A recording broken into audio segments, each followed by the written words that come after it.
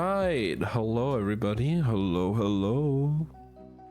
It's been a while for a reading stream, hasn't it? How's everyone doing? I hope you're having a good evening. I'm technically, for most of you guys, I'm an hour late now because I forgot that daylight savings happened in the US. And it didn't happen here yet, so there's an hour difference than usual. So, but here we are. How's everyone doing? I hope you guys are doing well. Glad to see your heroes. It's been a while.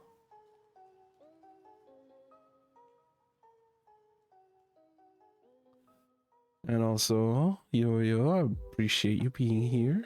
Here we go. God. How are you guys doing? I look horrible. God damn. But here we are. Yeah. I need to get a haircut again, man. My hair is getting way too long. But it's okay. But yeah, guys, I'm very excited. We got a new book because it's been a while, that's for sure. Because the last book we had Lily couldn't continue on the stream. Let's just say it like that. Nope. That would have gotten me banned so quickly.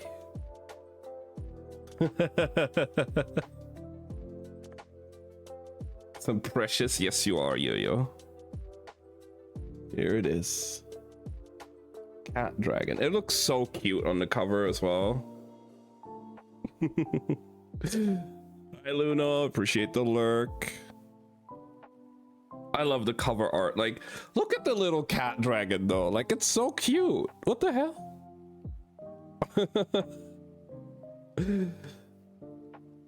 So I'm very excited. We have about, it's a bit of a smaller book, I guess. It's only about like 370 pages, 380 pages, something like that. Almost 400 pages. But yeah, we're gonna start with that today. So usually what we do, for people that hasn't been around for reading streams yet, we do about like 2 to 3 chapters a week, depending on how long the chapters are and, you know, all that stuff. So that's probably around like 2 hours of reading, because I'm not the fastest reader. Let's just say it like that. I'll admit that I'm not the fastest reader, but you know, we'll have about like 2 hours here. So hi Ben and Lily. Thank you so much for the raid. I appreciate it, Lily. What the heck? How was your Genshin? How was the rest of your Genshin, Lily? I hope you had a great time. You think Let's see what we got here.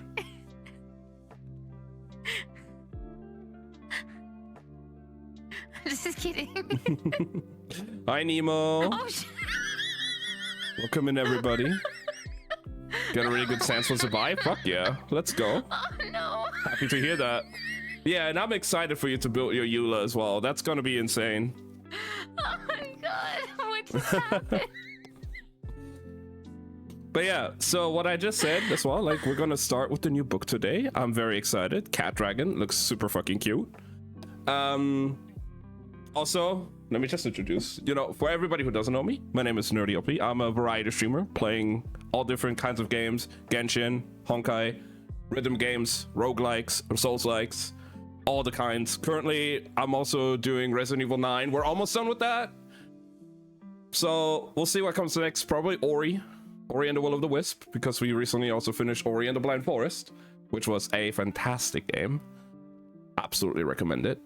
But yeah, every Sunday nowadays, usually, we're just gonna sit down here and I'm reading a book.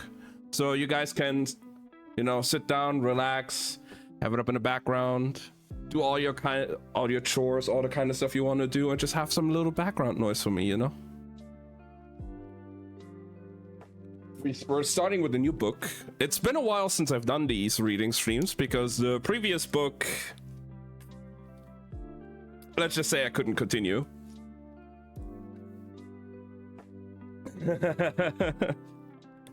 But you know, we finally got a new book. We're going to be starting that today.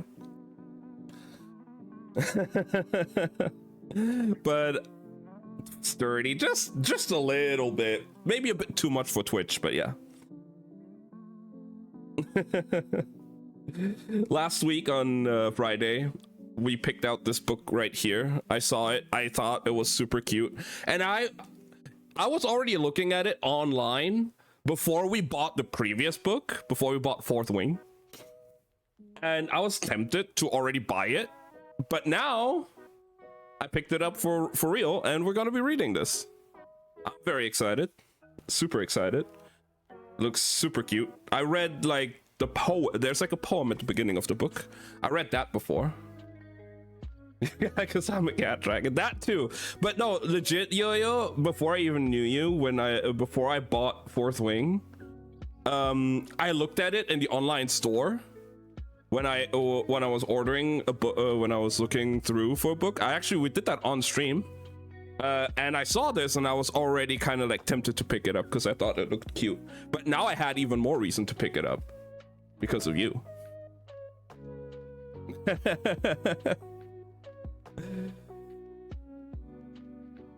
yeah, welcome in everybody from the raid. I hope you had a fun time with Lily. She's always so fun to be around and hang out. Very entertaining.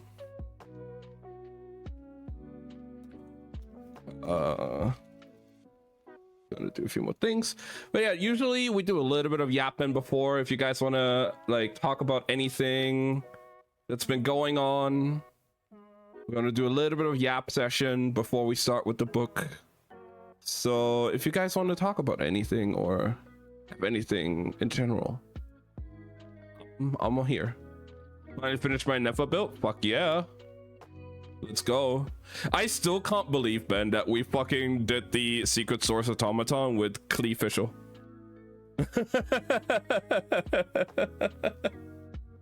And we did like Klee Fischl, Sitlali. Is the new section of the map Mondstadt loot pools? I am not sure. If it's gonna be handled similar to Chenyu Vale, I would assume so. But I haven't looked at it yet.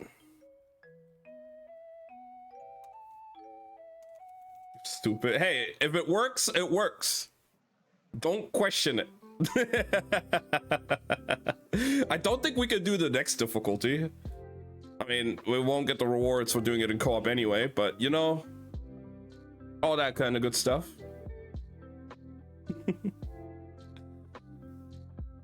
But yeah, so today, I'm not sure what we're going to be doing afterwards. So I have plans with another friend to play off stream later. Not sure when they'll be ready, how, like at what time. So we'll probably have time for the book, that's for sure. We're gonna do the book no matter what. We're gonna do 2-3 chapters today. But afterwards, if we have more time, we might be able to finish RE9. If not, I'm probably gonna stream again tomorrow, like Monday or Tuesday, and we're gonna finish RE9 then. But I hope we can finish it today. Or tomorrow. We finished it yesterday, let's fucking go. RE9 has been amazing so far. I'm really loving it. It's such a fun game. So yeah, depending on how much time I have, depending on when my friend's ready and all that, we might be able to do some RE9. We might not be able to do some RE9 because I gotta get ready for that. But the book will be done today for sure. No doubt about it. But yeah, I'm very excited to see how RE9 ends. And again, the biggest things I've been praising about the game so far just has been the acting. The acting on the characters, especially Gideon and Grace, have been just amazing for me. I love just like the subtle, the whispery kind of voice, you know, the little bit of insanity in Gideon, the little character acting, the movements he did with like the interrogation with Leon, all that stuff. And Grace, just overall, just amazing performance. Her voice acting, beautiful. Still cannot believe the fact that it is her first voice acting gig, because she's absolutely killing it. Just started a second run on the higher difficulty. Oh yeah, I heard that insanity is like weirdly unbalanced, but I haven't looked into that much yet, so we'll have to see.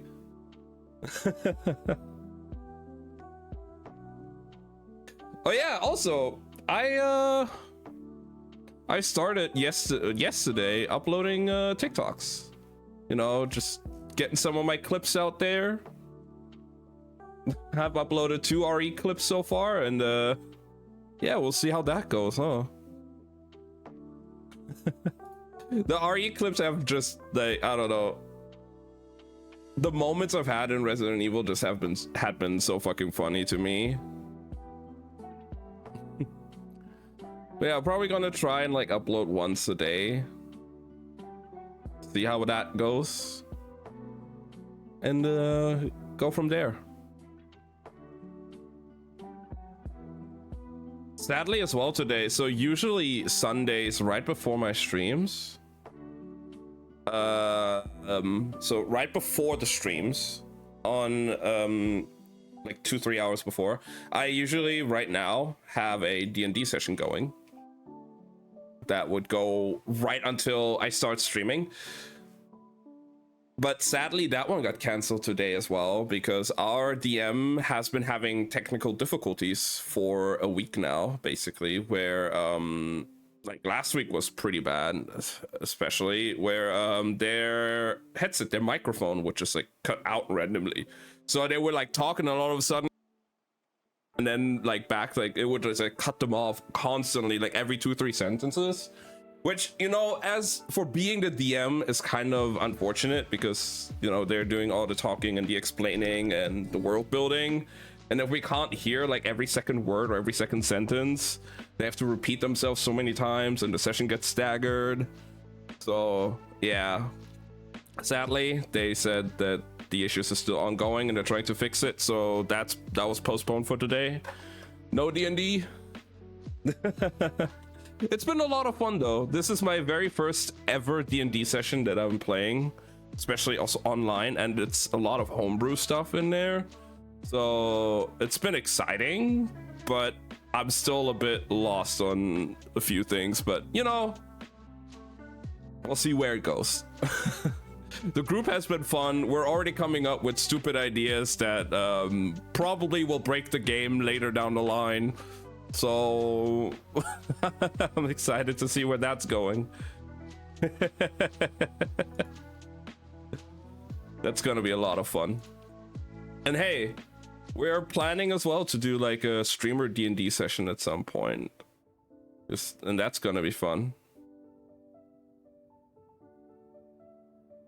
I'm very excited for doing some more D&D adventures, learning more about it, having fun with friends, all that good stuff.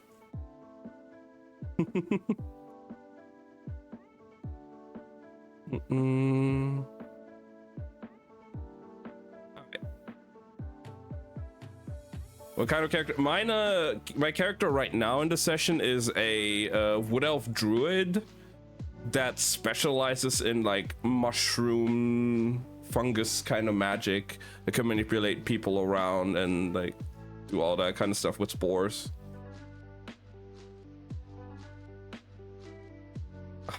The rulings, but we made it work. That's basically how it's going right now. I got my character sheet open all the time, like in the session, all that stuff, you know, and just like go from there. If I see anything that's going on, like yep, I'm gonna do that. If it works, it works. If not, can I do this?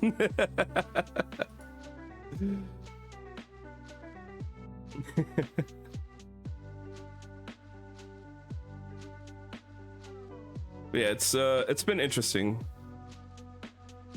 Confused, but yeah, exactly. Like we have multiple different mages that all have like different powers and different elements they manipulate, and the DM said it is technically allowed, you know, if one casts one spell, the other one casts a different spell, they can combine. Like we have somebody with smoke magic. If they make a smoke cloud, I can put my spore cloud into it, and then we have a smoke spore cloud that spreads faster and combines the effects, which is stupid because mine slows and does poison damage, and his weakens and does poison damage. Combine that and nothing happens. Nothing bad will ever happen if we combine the spells. No. What's the worst that could happen, you know? Adding a tornado to it, or you know, some fire. Everything's gonna be fine.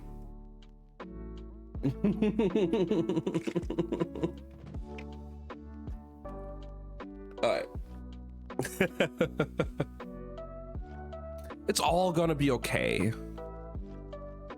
The DM definitely didn't regret his decisions already during our last session when he gave us the spells and we already came up with certain combinations we could do.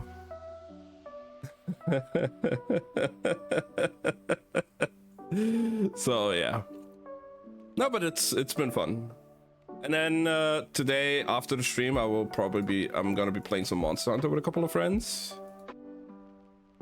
I really have to catch up on some Monster Hunter stuff, that's for sure, because it's been a while since I really delve into it. I go on for time to time, do like 1-2 hunts or something, and then get back off. But I haven't actually really been playing it more. And my friend hasn't been playing. Oh my god. What the fuck? My friend hasn't played in a while, so that's gonna be a lot of fun getting them back into it.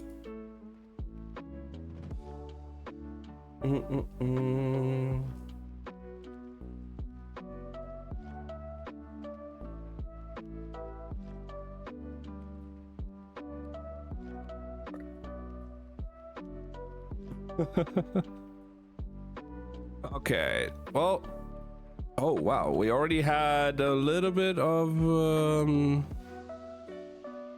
I see some frame drops.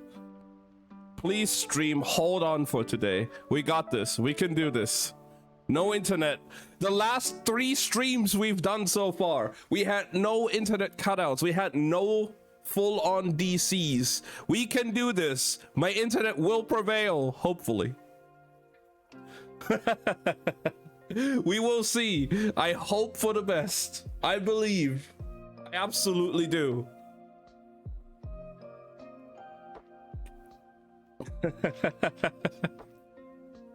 It will be fine. It won't fully die. It's okay. It's okay. But yeah, it's gonna, you know, it's kind of weird being here again though, because when was the last reading stream we did? I mean, technically we've done a few with the Fourth Wing stuff, but I deleted all of those. But that's also been like a month or 2. For good luck, I offer you a penis. Appreciate it, Yo-Yo. I could always use a second one, that's for sure. Penis. Could always use a second one. Appreciate it. Yeah, so if we don't count the Fourth Wing reading streams, since we've deleted all of those, the last upload, for example, on my YouTube channel, the Reading Stream VOD YouTube channel, has been 4 months ago. So we gotta pump out some new videos for my YouTube channel, guys. We gotta bring that algorithm back on track for my YouTube. So yeah, we're gonna be doing reading streams again every Sunday until we're done with the book. Hopefully we could get a new book very quickly afterwards and continue on just week after week after week after week.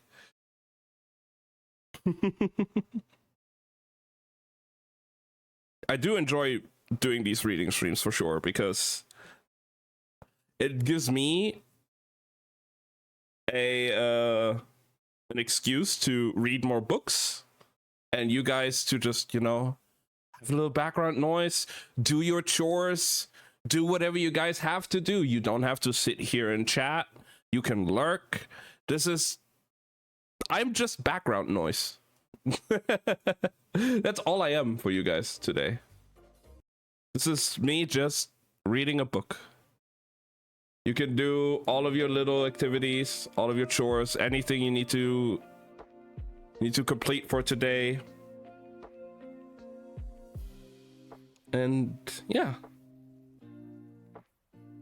we're gonna be chilling. It's gonna be a lot of fun.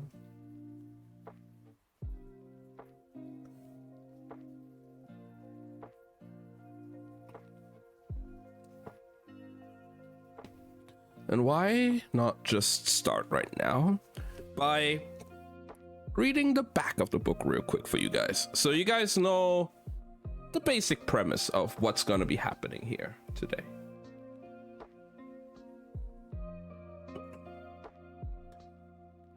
In the whimsical world of Tangleroot Valley, magic flows like the seasons, and every witch has her cat dragon, except Aloysia Papelwick. She is far from bonding with her fiery feline familiar, and with her magical farm in chaos, her prattling pumpkin patch meddling in her life, and the annual harvest festival to prepare for, Aloysia has enough to handle. Even before her best friend's insufferable brother, Hollis, brings danger and distraction to her door.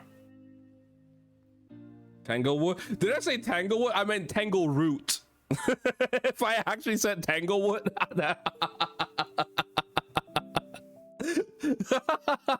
Good start. Good start. I've been playing a lot of Phasmo recently with the Tanglewood rework, but yeah, it's Tangleroot, not Tanglewood. It's the mimic. Not the mimics again. So many fucking mimics. Tanglewood is mimic infested. Okay. Even before her best friend's insufferable brother, Hollis, brings danger and distraction to her door. When she and Hollis are whisked away on a quest to a mysterious mountain, Aloysia must contend with magic, mayhem, and a spark she never expected. It sounds very whimsical, very just chill and fun and cozy. I mean, we have a little note here as well, a little info about the author, Samantha Birch, that says she's a British author and writer of cozy video games, beginning with the prehistoric shopkeeping and life simulator, Amber Isle. She was a copywriter and a journalist for titles including Glamour and Brides before moving into fiction. This is her first fantasy novel and the realization of a childhood dream. And I'm very excited. We have an ad in about a minute. So after the ad plays out, we're gonna start with the little poem that's at the beginning of the book called The Snapdragon and the Thistle.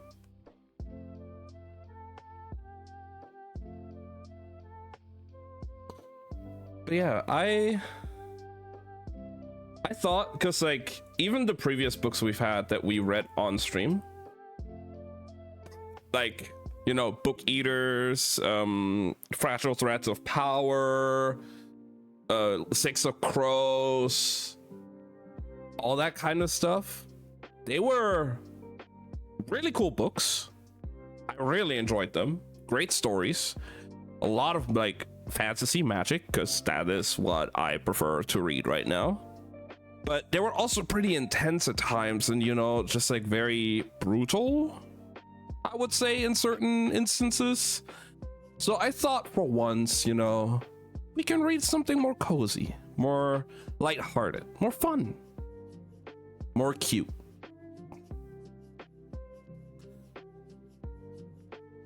And yeah, I mean, especially after the last book that we cannot finish. I'm definitely down for a little bit of a, you know, kind of like a palate cleanser. You know, just something very relaxing, very chill, very cozy. Nothing too crazy. There won't be I don't think so, but I don't think there will be like any blood and gore, people dying, hopefully. It's gonna be some fun magic mischief, chaotic fun, all that stuff, but nothing too crazy. I mean, we have to wait for I have to wait for Schwab to release the next book in the Fragile. Watch this one have like hardcore BDSM type shit LMFAO.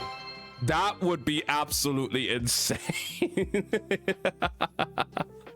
I really hope it doesn't, Yo-Yo, but goddamn.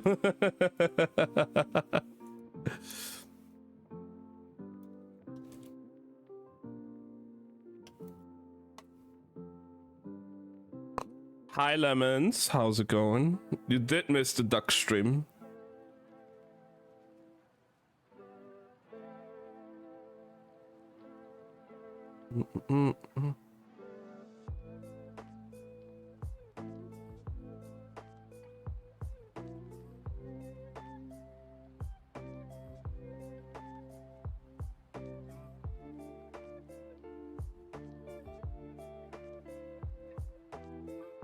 So yeah, the next Fragile Threads of Power book is gonna take a few more years, like at least like a year or two, I think, before it really releases, because the author is currently writing on a different story.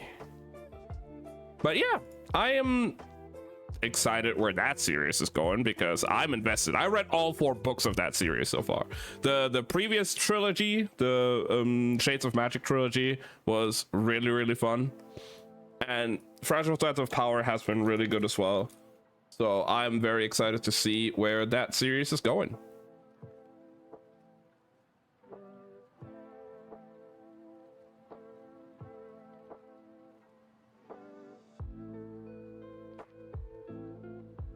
Oh, when did that one come out? That one looks interesting.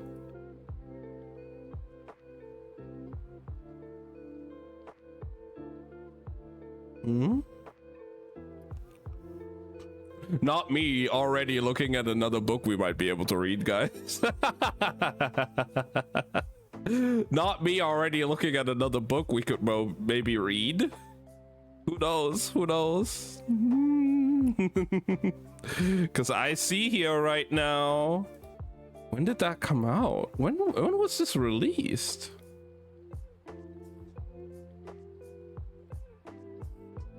Does it say it somewhere here? Because I haven't heard of this one yet from her.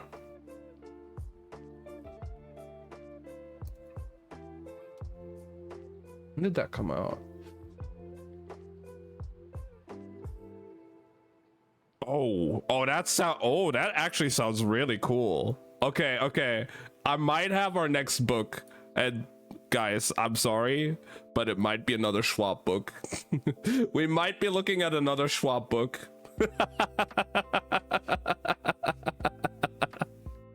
I know we've already read 5 of them, but I really like what she's reading, what she's writing. So Lily, thank you for the 50 bits. I appreciate it. Sorry that I didn't say that before. I was distracted by the books. But yeah, we might have our next book already.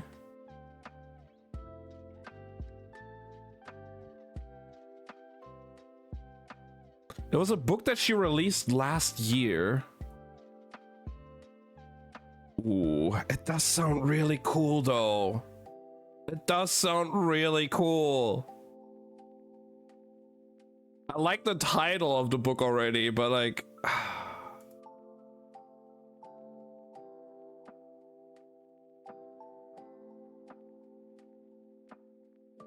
Oh, Wait, it has vampires? Okay, okay. Gothic fantasy vampires. Okay, okay.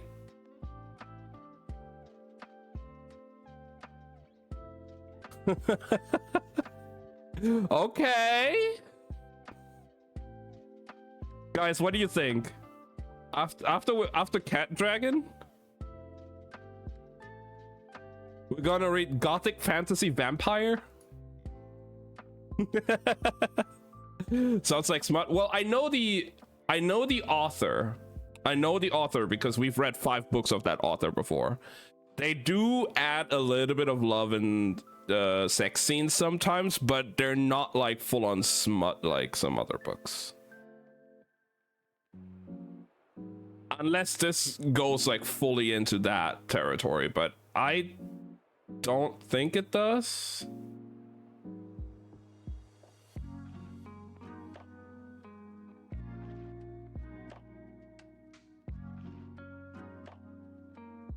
Let me see. So it's from Schwab, and we've read 5 books. We've read Shades of Magic, like the trilogy of Shades of Magic. We read The Fragile Death of Power. We read Invisible Life of Addie LaRue, which is one of my favorite books to date. And this one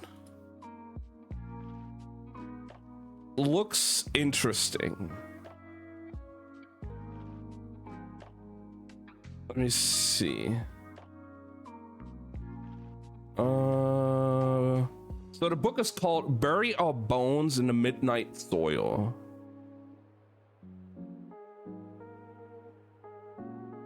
"1532, Santo Domingo de la Calzada. A young girl grows up wild and wily. Her beauty is only outmatched by her dreams of escape. But Maria knows she can only ever be a prize or a pawn in the games played by men. When an alluring stranger offers an alternate path, Maria takes a desperate choice. She vows to have no regrets." 1827, London. A young woman lives an idyllic but cloistered life on her family's estate, united until a moment of forbidden intimacy sees her shipped off to London. Charlotte's tender heart and seemingly impossible wishes are swept away by an invitation from a beautiful widow, but the price of freedom is higher than she could have imagined. And then 2019, Boston.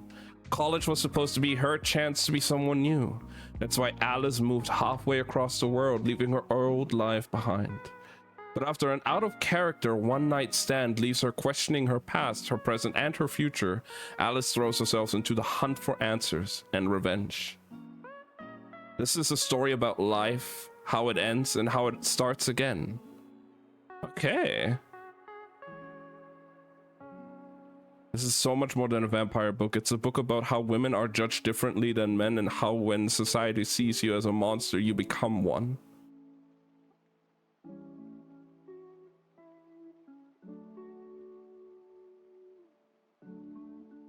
Ooh. Lyrical and immersive, sweeping history, deep emotions, and a touch of magic. 3 young women who lived centuries apart rise again to rebel, seek revenge, and fall in love. It does sound very interesting to me.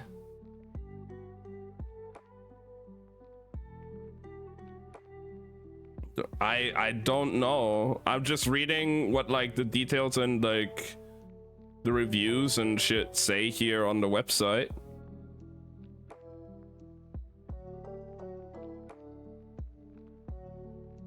It might be something we could pick up. I might have to look more into it. Again, I do like the stuff that Schwab is writing, because I mean, again, we read 5 books of hers. But I'll have to look more into it. But this could be something we could read after a Cat Dragon. Bury Our Bones in the Midnight Soil. I'll definitely do more research on that one before we actually commit to buying it.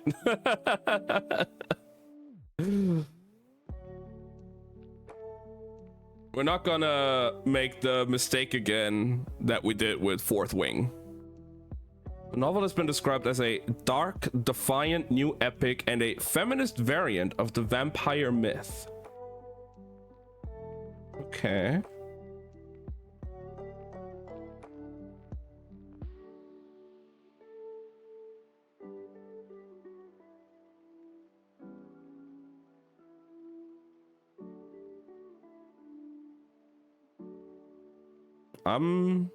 I don't know.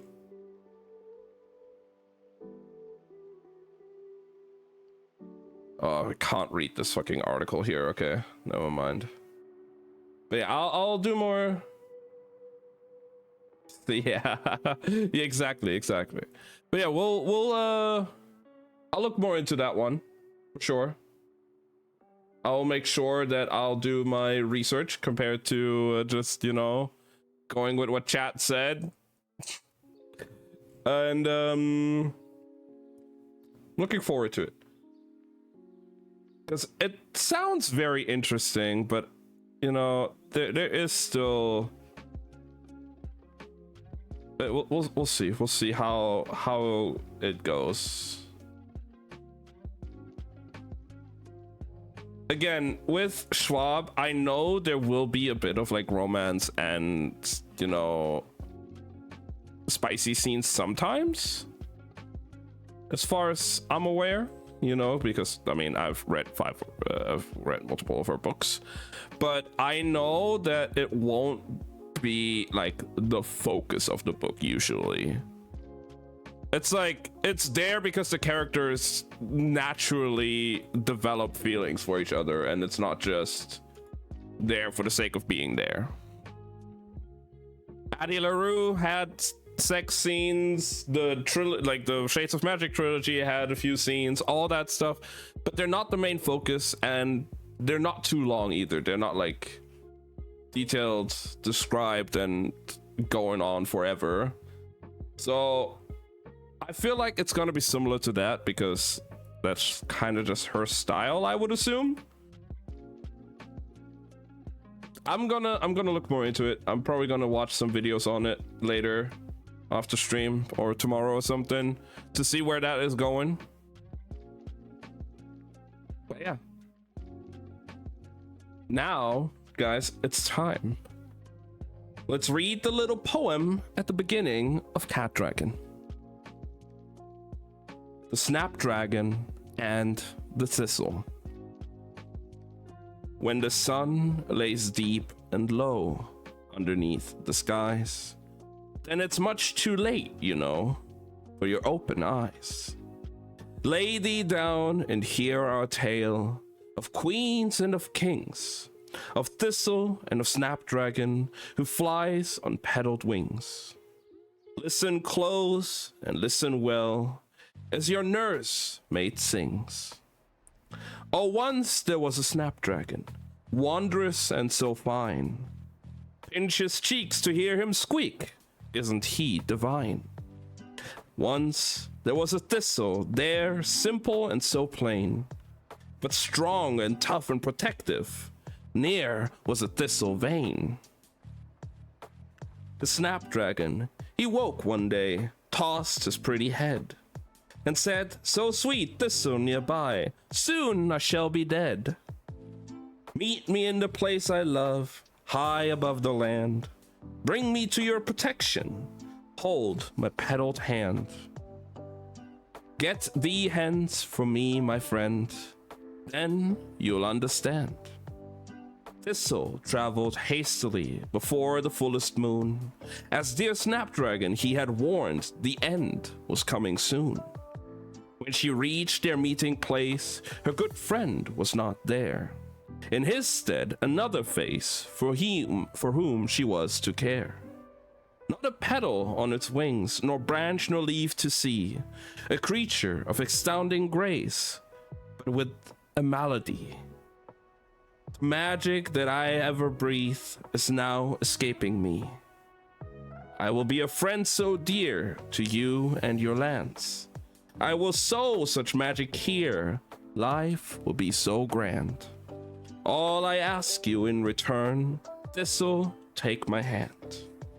Now listen close and listen well, as your nursemaid sings. The magic thistle found that day, 'twas of queens and kings. It spread such cheer across the land and brought them splendid things. But had sweet thistle turned away, ne'er to heed the call, or journeyed there after sundown, there'd be none at all. Then, dear babe, kingdom and friend, both would surely fall. When the sun lays deep and low underneath the skies, then it's much too late, you know, for you open eyes. This is a lullaby from the Tangleroot Valley.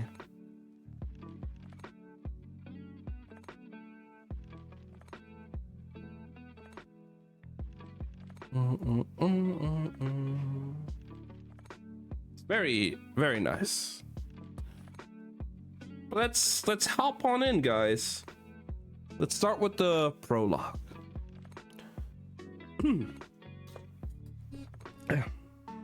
Snow griffins were once as common as kestrels, though larger, with a greater propensity for carrying off unattended family pets. There were, as the name implies, alike their tawny cousins, the brown griffins, in many ways. Their hindquarters were those of lions, their torsos, wings and forelegs of eagles, but they were different in one predictable regard, being white as clouds in feathers and fur. All but one. One snow griffin bore the name as it was its progenitor, wearing great drifts of crystal eyes on a frame of almighty bouts. These were patterned like silver birch and strung here and there with white sedge and pussy willows. This snow griffin alone stood 50 feet tall and roamed the land under the protection of its shepherd, a person tasked to defend the great creature against poachers and predators.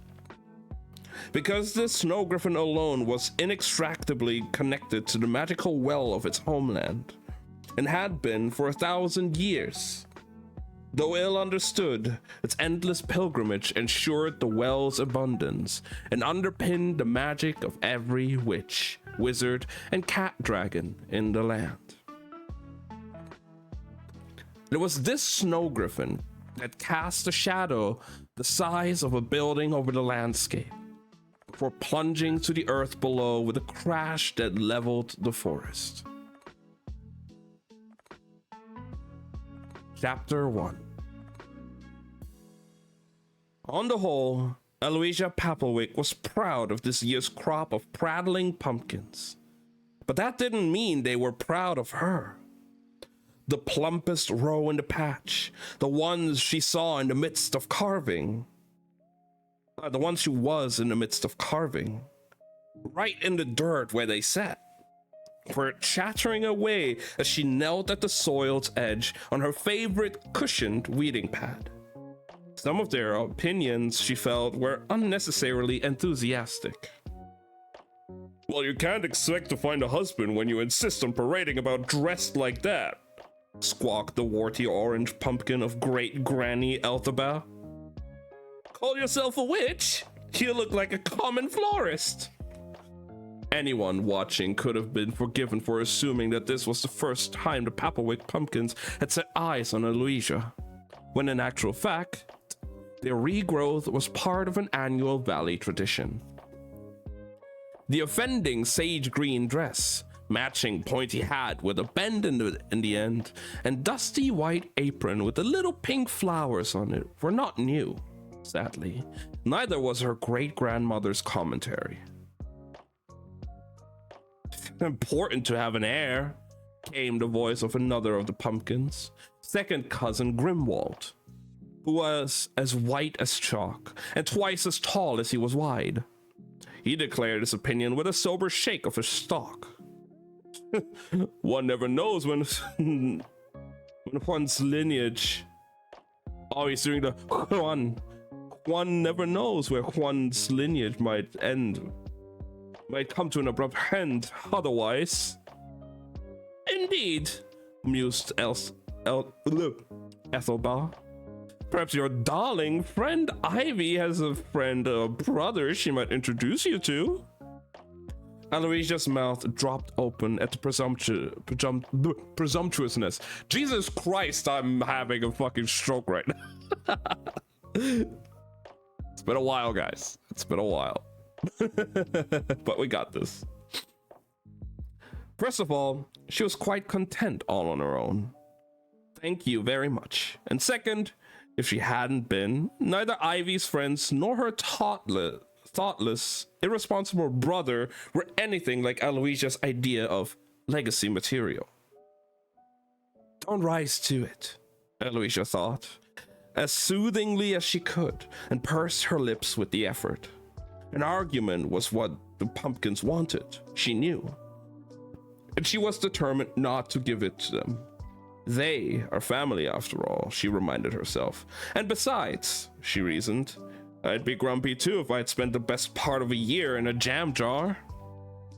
Because that's what it was to be a prattling pumpkin, a choice made by some of the valley's examinate residents not to complete their journey to the hereafter, but instead to rest along the way, often for generations at a time, in their own pointed oval, speckled green kernel.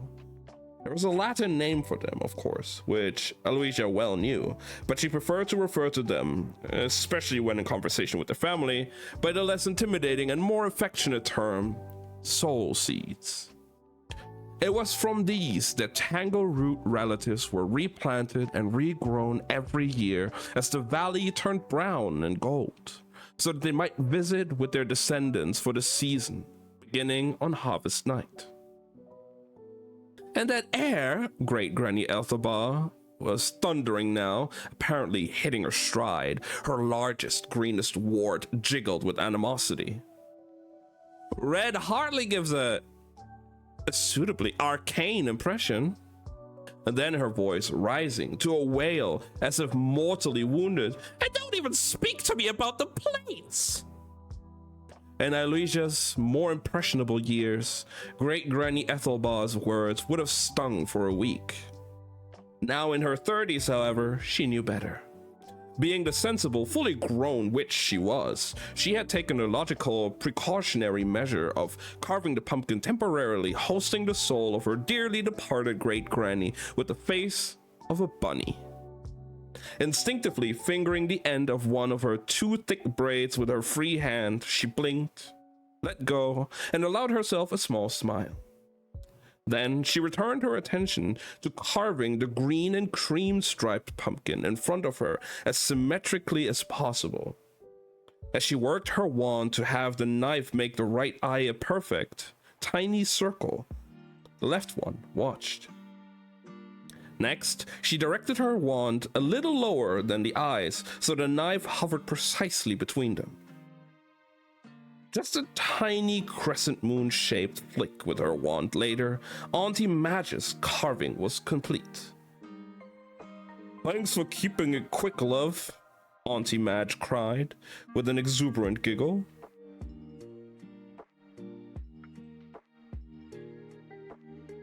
Only it didn't half tickle. There was a collective sigh and general shuffling from the rest of the row, carved and uncarved.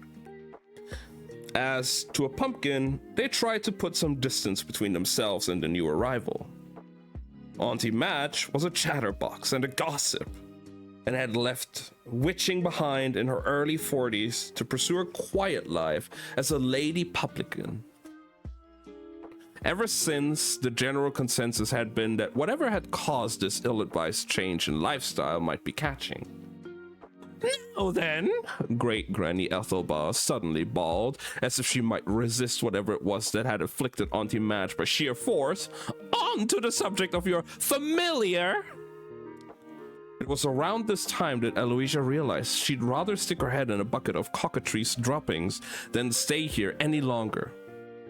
And she stood up, tucked the knife into her neatly embroidered tool belt, pocketed her wand, and brushed the dust and the grass from her skirts.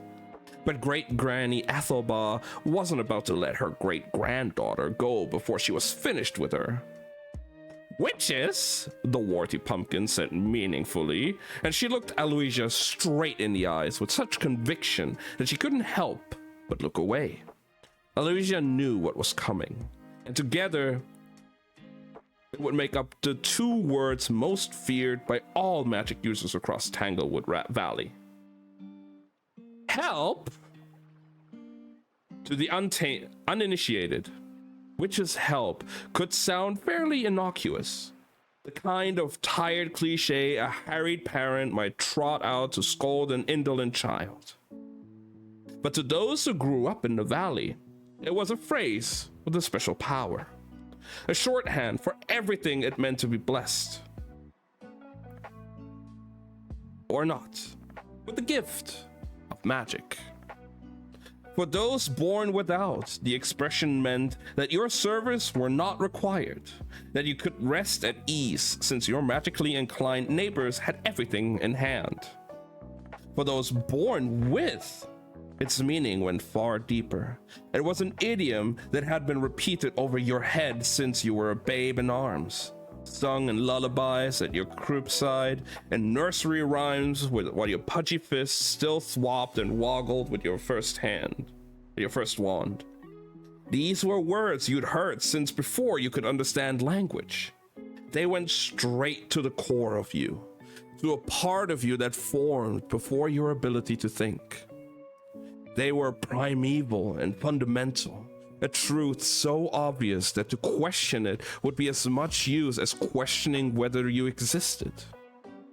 It was in this way that these words struck Aloysia, who felt them like a blow to the chest. While no one, magical or non-magical, could hope to fully express all that they encompassed, that did little to stop the wizard poet Cassius Centrifugus from trying in the 16th century. Witches help. They are the reason. They are the first to arrive and the last to leave. They ease pain and lift spirits at all times. They are an ear and a shoulder and a cool head. Witches help. They each of them do their part. They ask neither recognition nor reward. They come to the aid of the magical brothers and sisters and protect their non-magical neighbors who cannot protect themselves. Witches help. They are thoughtful and intellectual. They are kind and approachable. They are fierce and indomitable. They are the sage and the salve of the shield and the shield. It had taken Aloysia almost an hour to harvest all 13 of the pumpkins she had carved that day. Second cousin Grimwald's tiny buttercup yellow wife, Lysandra included. And even then, she'd still had to load them into the wheelbarrow she kept by the back of the door and wheel them in 2 trips along the dirt path and into the cottage. There had been some discussion over whether Auntie Madge absolutely had to come, but then Auntie Madge had wound back her thickest, thorniest vine and aimed it at the loudest voice of dissent, second cousin Grimwald, who had impossibly managed to shade even paler than he was already, and the matter had been quietly settled. Even without her vines, now harmlessly loosed, along with everyone else's as part of the harvest, Auntie Madge seemed fully able to handle herself against all 12 of her detractors. In fact, as Aloysia pulled the blue-green painted front door closed on them, let out a heavy sigh and slumped against it. She could hear through the wavy glass windows Auntie Madge attempting to strike up a rendition of What We Did in the Haystacks, a roll, oh. And she knew that by the time she got back, the green and cream pumpkin would have at least one window ledge to herself. Before she could turn her attention to her other chores, Aloysia was interrupted by a smallish, completely black bird coming crashing out of the sky and landing in a flurry of feathers on her wrought iron garden table. "Crow!" she shouted, and flung herself across the narrow paved area to where the bird lay shaking. "Looked at me, hello?" The bird called Crow croaked in the kind of high nasal voice that Aloysia had always felt shouldn't be possible from something with so little in the way of nostrils. "A big one! It was trying to kill me!" A wave of relief mixed with prickling anger flooded through Aloysia, and for a moment she was paralyzed by whether to squeeze the bedraggled pest or shake him. Crow seemed to sense this. He stiffened his scaly black legs, rolled his black eyes, opened his hooked beak, and moaned. If you're going for pitiful, she said, she said, adjusting her hat where the wind had threatened to take it, you don't have to try so hard. Bedraggled, new word unlocked? I don't even know what that means. Let's see. Let's look it up, guys. Why not? Bedraggled. Meaning. Okay. Disheveled. If you're bedraggled, you're disheveled, limp, and tired. Many people are a bit bedraggled after a very long plane flight. Okay.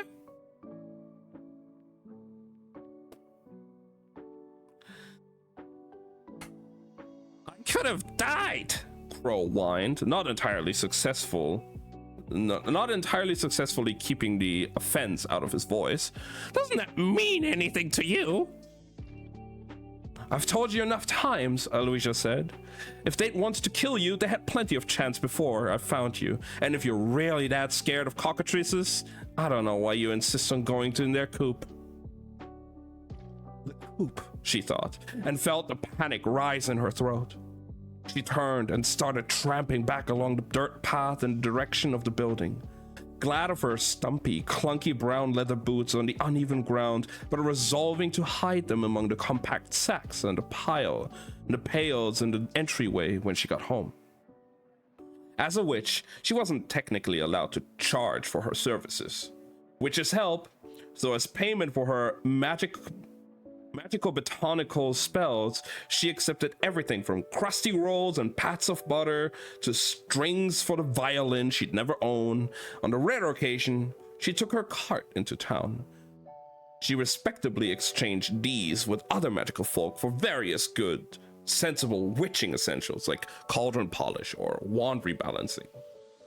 But the only job she could do that paid in gold was letting her cockatrices brood on the occasional dragon egg, since several species could only be hatched this way. And their natural inclination to protect hordes of treasure made them excellent security systems. I have to go in there if you refuse to get me glade mice, Crow argued, flapping awkwardly along beside her. He'd clearly hurt himself in the fall, around where his left wing met his body. Aloysia made a mental note to check him over after she was done at the coop. I've eaten all the ones in the big barn. All the ones the coos didn't flatten. The coos were a squat, fat little mountain cow that stood almost as high as Aloysia's chest and gave a creamy yellow milk with a taste like creme brulee. It was also good for rashes. As Aloysia reached for a fork in the path, Crow flew suddenly around in a small circle. He threw her a pained yet smug look in an attempt to pass this off as intentional. Another circle followed. She sighed, rolled her eyes, and before he could even reach the ground, put out her hands, scooped him up, and restored him to his rightful place on her shoulder. Make up your mind, she said in a long, suffering way, as they bent their heads reflexively to touch each other's in proper greeting before setting off again.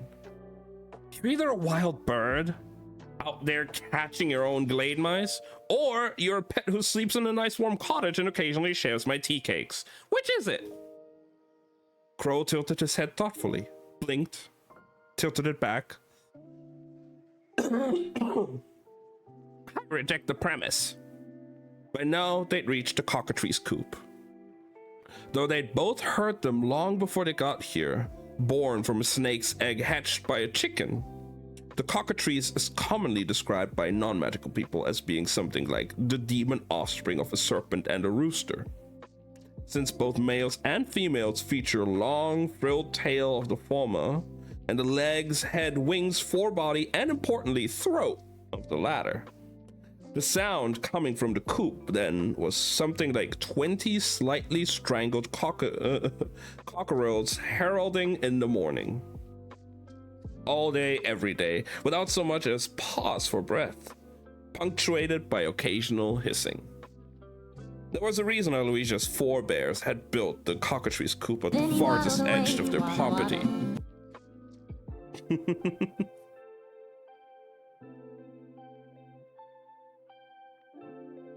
You should have let the door open to that. You should leave the door to that thing open. Let them wander into the woods and get eaten. Crow yelled above the din. I'm telling you, that fat, fluffy one would have smothered me underneath if you hadn't got me out. Aloysia shook her head in amusement. This had been Crow's story ever since she'd found him. As a fledgling in the coop that same springtime. But when it came to cockatrices, it was rarely their behinds you had to worry about. It was the eyes.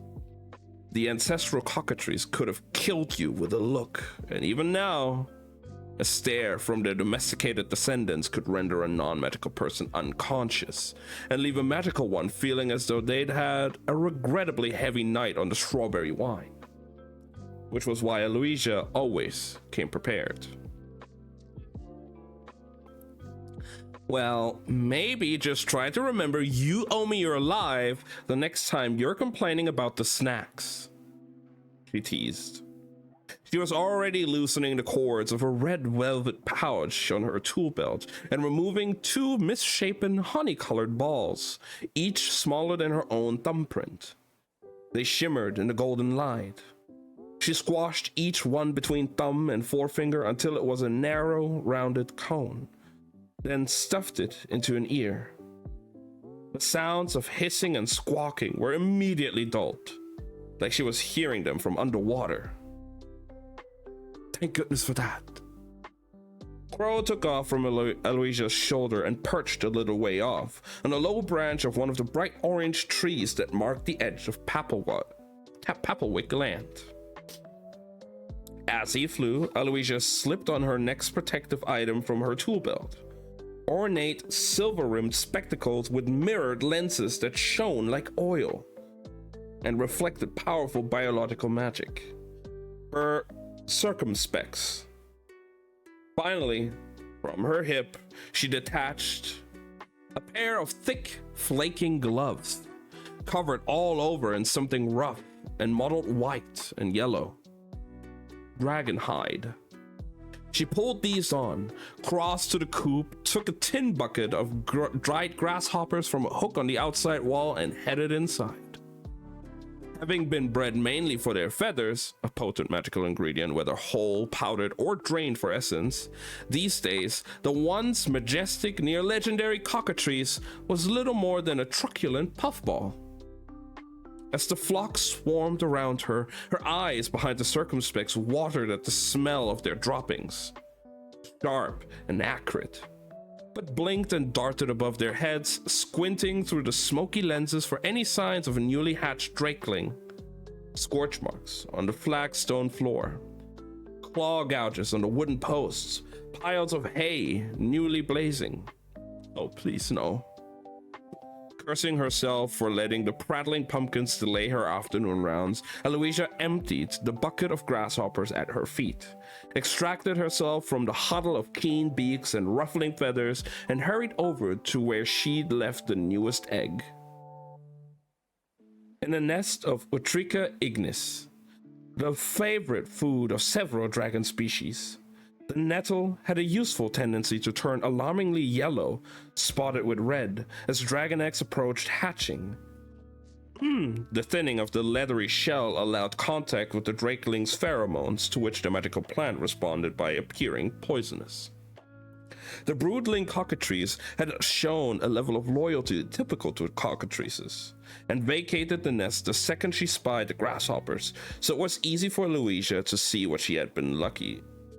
That she had been lucky this time. The egg remained whole, the nettle green. Late afternoon was spent, as it always was, in the shop, a cool, shady stone room of the kitchen, where Aloysia sat as she always did, on the same stool smoothed by generations of Papelwick posteriors. Here, prior orders were filled, new ones taken, and messenger birds welcomed and sent away with missives to their owners, directing them to collect their pumpkins and their spells after a couple of hours' work in the greenhouse, the harvest fair in 2 days' time. For the most part, they were the usual sorts of things. Mrs. Honeysuckle exchanging a small meat pie for another extract of Tickler's Bind for her son's hovering hay fever. Miss Gulati at the bait shop downriver trading a jar of worms, still wriggling to Crow's delight, for an ointment of raining cotton for her dry hands, and several other orders in the same vein. The one unexpected pleasure, thing that caused Aloysia's heart to pound, came in the form of a letter from Mr. King Yoso, proprietor of highly drammable the familiar shop in Tangleroot Town. The bottom right corner of the parchment had been burned away. Dear Witch Papelwick, I hope you are having a pleasant autumn season thus far, and that you are in the best of health. Help! Cat dragons have emptied the store of Dragon Nip. They are running wild. Remedy required with urgency. In exchange for your discretion, I propose one appointment at my shop at your earliest convenience. I look forward to your kind assistance and wish all the best to you and your beautiful farm, shop and home. Yours faithfully, Mr. R. King Yoso. Yes. Return packaging enclosed.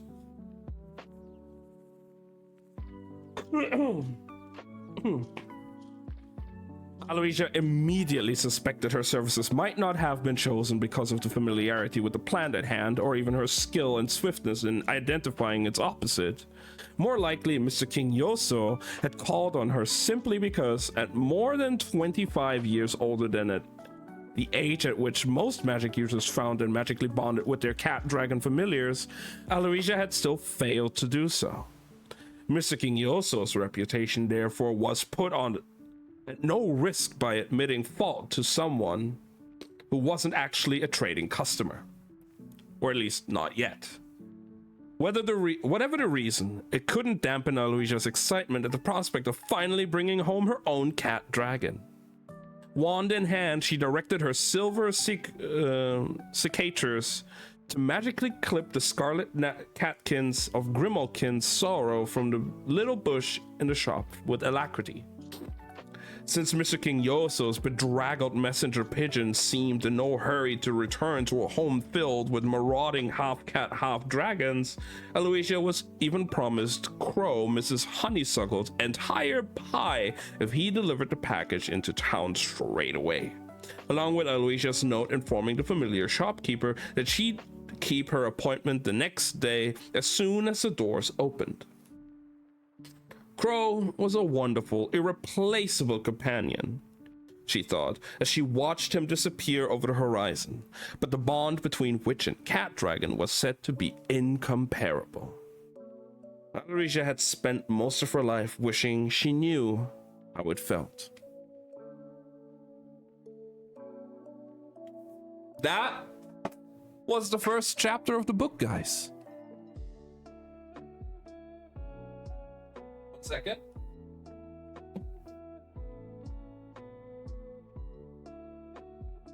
What do you guys think so far? What are your thoughts? It's really nice. I'm liking it so far as well.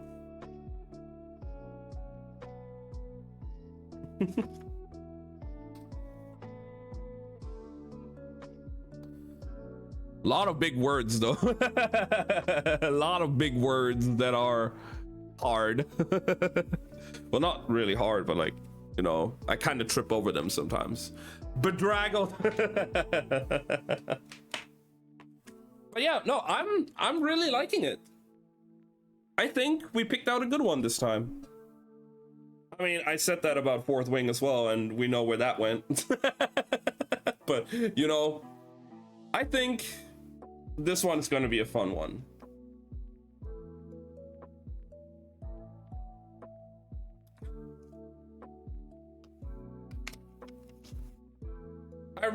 I'm really liking it so far. It's very descriptive as well, I would say. Like, the author is using a lot of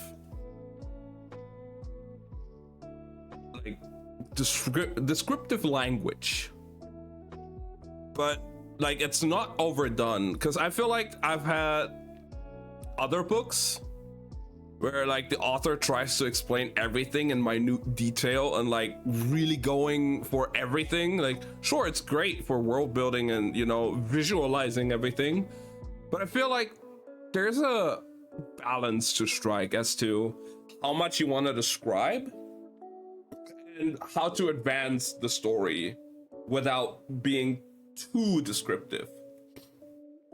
And I'd say so far she's doing a pretty good job with it.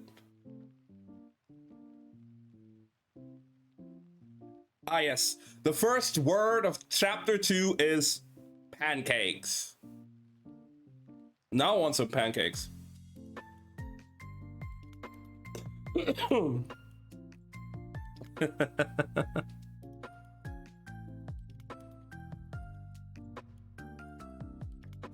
Someone showed me a book where a random glass or something was described for two full pages. What the fuck?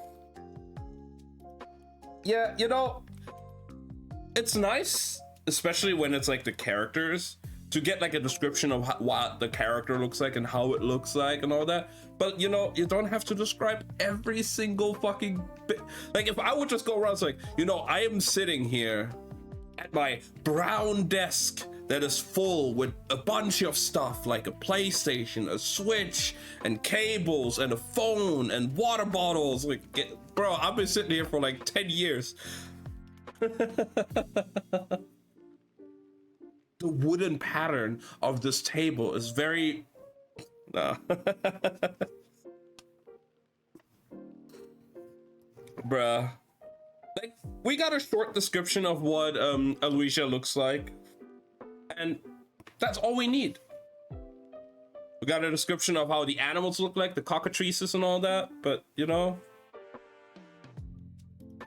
it doesn't go into detail, like into too much detail.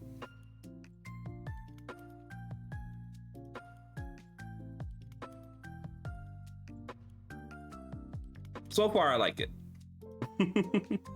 So let's continue on with chapter 2, shall we? Pancakes. They were always the first thing Aloysia thought of whenever she stepped into Mr. King Yoso's shop.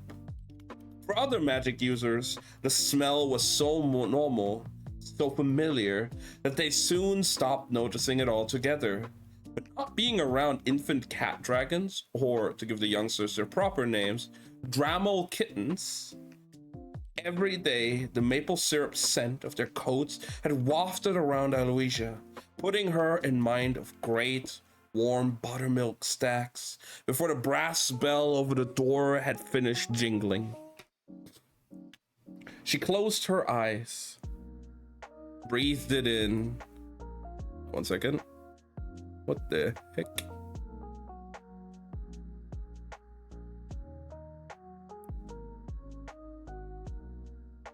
There we go. She closed her eyes, breathed it in. Better make the most of it, she told herself, a little giddily, before I get used to it too. Something in her chest burnt fierce and bright with anticipation. Aloysia opened her eyes, and they fell on Mr. King Yoso himself.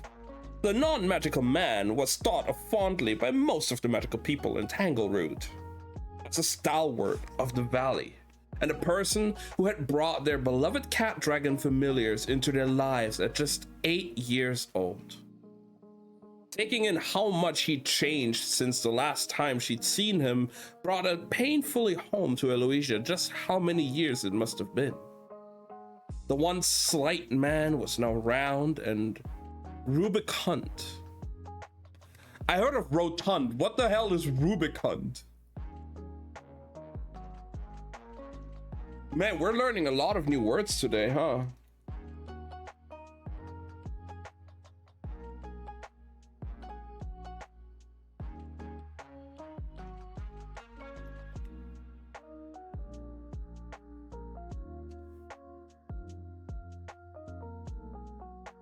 If you tend to have red, rosy cheeks, you can be described as rubicund. An entire kindergarten class might be rubicund after an hour spent running around the playground.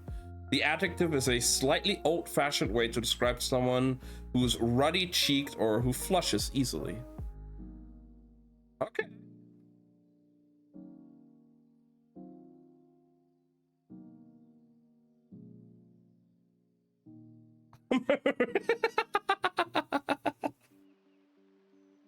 I don't think that's how it's spelled, Yo-Yo.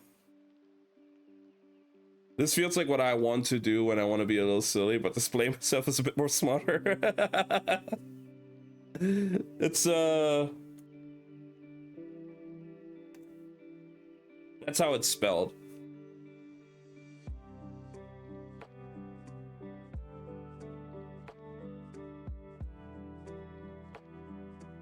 I might have mispronounced it.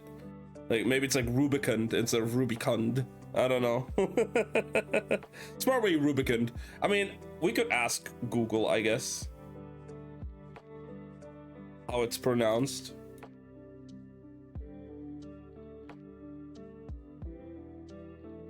Rubicund. Okay, it is Rubicund. All right. I just mispronounced it. It's my first time seeing this word. Not a native English speaker.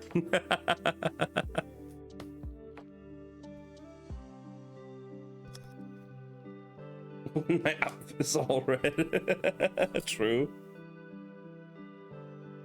But then you're not a Ruby cunt, you're serving Ruby cunt.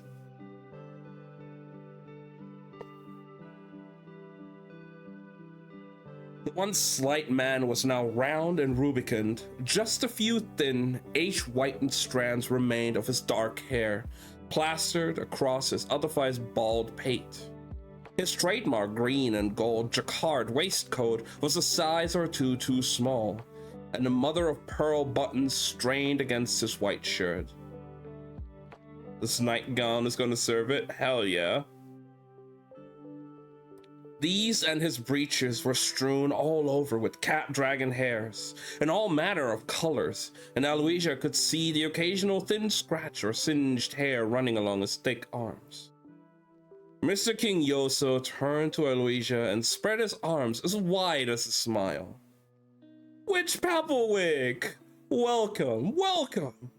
he cried, crossing the room more quickly than Aloysia had thought possible and planting his hands on her shoulders, so close she could smell his, mercifully garden mint, breath. As quickly as he'd approached, he dropped back and rocked on his heels, his face suddenly overcome with remorse. "I beg your forgiveness. A witch such as yourself, of your caliber, after what you did for me, for my shop." Aloysia eyed a long crack along one side of the grandfather clock in the corner, which seemed to have been optimistically scrubbed at with several walnuts. "Well," he said, "I dare say that's exactly what it was stood in our way all this time." He raised the quill in his hand with a flourish. "I didn't see it. Didn't see you, for all your no very obvious talents." Aloysia felt her cheeks heat, half with embarrassment and half hope. What was he saying? Had he solved her familiar problem? Really solved it? After all these years? Was today the day? "And now that I have," he went on, "how can we fail?" Aloysia tensed at the question and tried fervently not to recount the ways.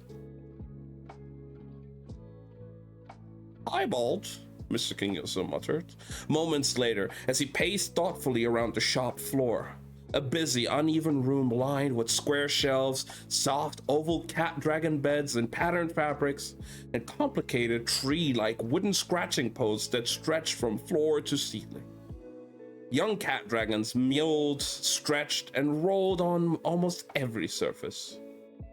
Aloysia sat now on the red leather-backed wooden chair that had been brought out from behind the counter, nursed a cup of sweet tea, the non-magical answer to all ills, as she watched him work.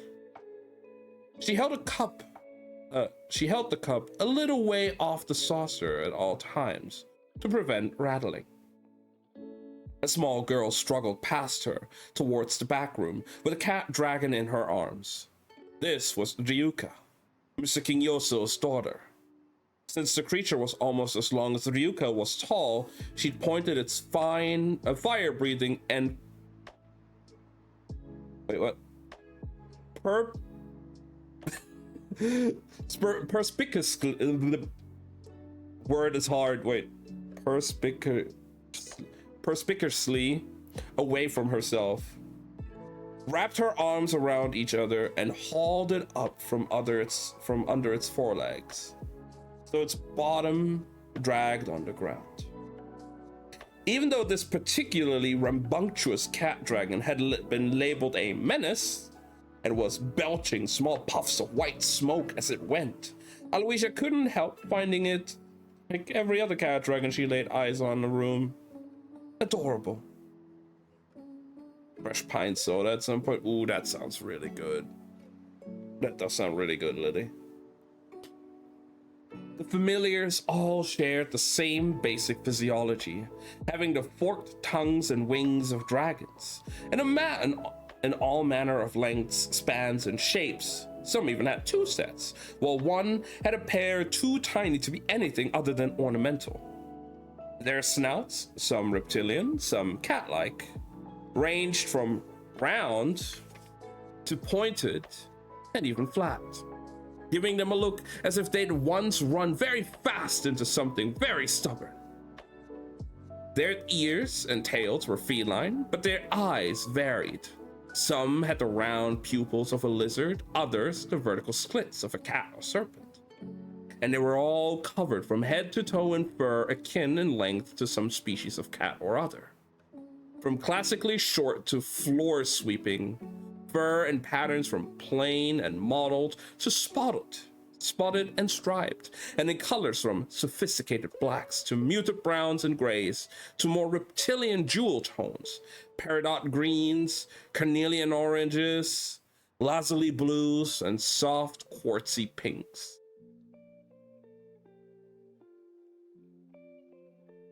Ooh, a pink cat dragon? That would be kind of cute. Wonder which one of you is mine, Aloysia caught herself thinking, and kicked herself reproachfully as if there was a table in front of her to hide the movement. Dibs on the pink.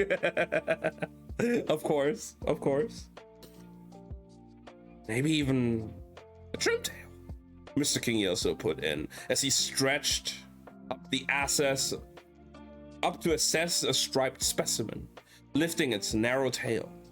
About half the length of the average cat dragon Aloysia saw prowling around the room, before scribbling a few notes in his black leather pocketbook.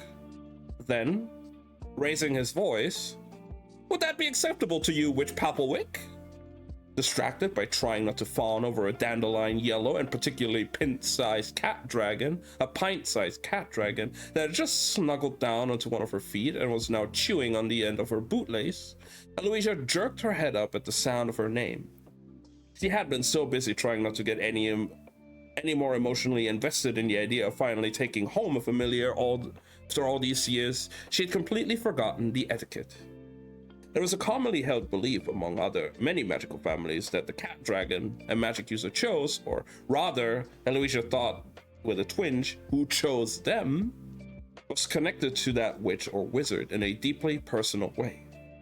While there were those who studied the subject, it was still not well understood. And so, as usual, when knowledge is lacking, myth and speculation had rushed in to fill the void. There were those who held, as great Granny Ethelba did, that the qualities of a cat dragon were symbolic of qualities in its owner, and that certain physical attributes, pupil shape, fur color, tongue length, and so on, reflected personality traits such as trustworthiness, kindness, generosity, and their inverses. Others believe these cat dragon qualities, along with additional aspects such as the rarity of the coat pattern, hue of the flame, and certain behavioral quirks, reflected not the personality but the destiny of a witch or wizard. Gold and silver coats with uncommon shimmer indicated wealth, with a rare hairless cat dragon was a warning of a life cut short. It was polite then, given these cultural associations, for Mr. King Yoso to give his customers privacy during these consultations, and to gently request to be permitted to put forward any cat dragon that possessed a quality that could cause controversy. There's ballsack cat dragons? I guess there is. I guess there is. Aloysia wondered briefly if there was a respectful way to say that at this point she'd happily accept one with three heads. I want it. Even though it says in the myth that your life might be cut short, you want the ballsack cat dragon.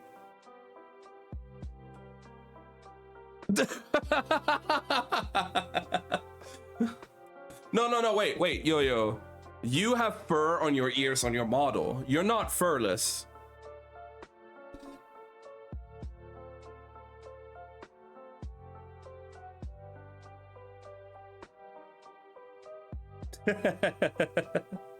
God's worse.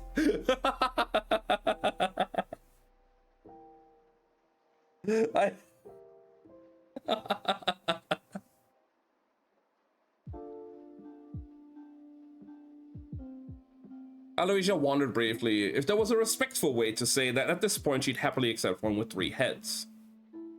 No, Mr. King Yoso blurted before she could reply, and he snatched a page from his pocketbook, screwed it up, and tossed it over his shoulder.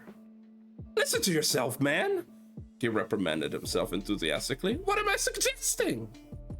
Aloysia set down her teacup on the desk behind her and tried to adjust her posture to make herself as comfortable as possible for a prospective familiar. For his part, Mr. King Yoso bustled off back among the cat dragons and began lifting them down from shelves and scratching posts, variously arranging them about his shoulders, arms, even his head, until he finally made his way back over to her, looking exactly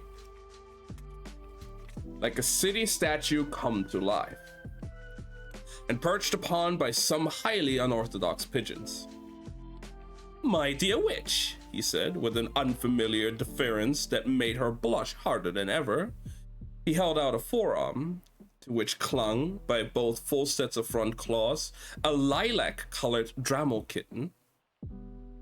The single-fanged, curl-tongued Quadwing is most pleased to make your acquaintance. Cushion. This last to Ryuka, who appeared with said item and placed it in Aloysia's lap, before her father allowed the cat dragon to drop into it. The familiar took an immediate interest, gazing up at Aloysia and cocking its head from side to side before getting up on its hind legs and pressing its front paws against her chest. Her chin wobbled at its beauty, and its long, pink-forked tongue unfurled to lick her just as Mr. King Yoso barked a refusal. The cat dragon was swept away. The two on his shoulders met the same fate, one of them barely grazing the cushion before he cried out, "Ridiculous!" and replaced it with a fourth. A velvet-pawed, pin-clawed Longhair, who purred incessantly at Aloysia. She knew that Mr. King Yoso was waiting for what Mr. King Yoso was waiting for, of course. Over the years, she'd done this dance a dozen times. It was the reason Ryuka was now fidgeting gently beside him, elbows out with a small reddish-brown tortoiseshell brush, held tight in both hands. The flickering, as it was called when magic user and cat dragon first connected. The most important stage, before 3 uninterrupted days together sealed their lifelong bond, involved 3 immutable steps. First, the familiar must be allowed to assess its prospect by whatever means it deemed appropriate. Second, Trust was indicated by the creature rolling onto its back to show its stomach, tail lowered and all four limbs slack. At this point, it was acceptable for the witch or wizard to stroke or otherwise fuss the bared belly. Third, and finally, should this prove acceptable, the cat dragon would right itself, the ritual brush would be passed, and the magic user would use it to stroke the cat dragon from the top of the head to the tip of the tail. This much Aloysia understood, though she had never made it even past as far as the second stage. But here was where it became purely theoretical to her. The successful match, the book said, will reveal itself when the breeze becomes lightning. Even as an 8-year-old, she'd known this had to be a metaphor, or else, she'd reasoned, Mr. Kingyoso's shop would have required a lot more mops. She'd glanced instinctively over at the side door, the 8-year-old part of her apparently still keen to make certain about the nature of Mr. Kingyoso's cleaning supplies. When Ryoka squeaked, Aloysia looked quickly back at the girl and saw that her eyes were wide, her little feet running on the spot with excitement. Aloysia followed her gaze to the cat dragon in her lap, which had rolled on its back.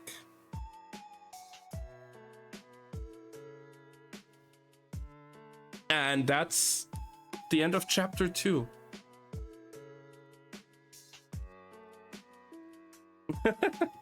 It's really cute so far. I'm really liking this.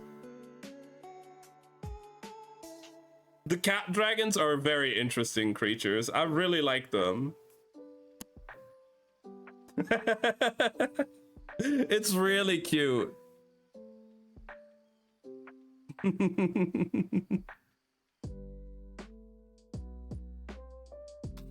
All right, I think we're gonna do one more chapter. We're gonna do chapter 3 today as well, because this is the first time we're reading this.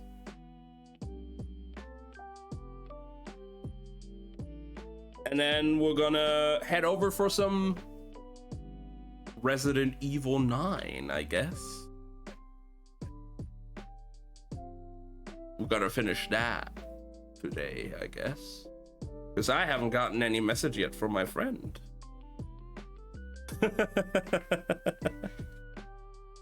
But yeah, no, I really like this so far. This is super cute. This is very fun.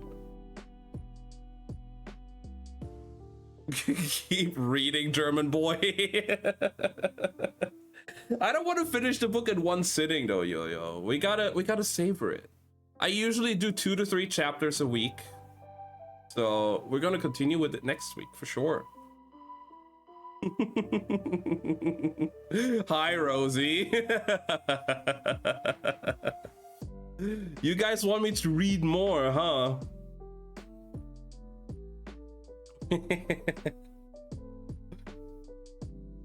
All right. Well,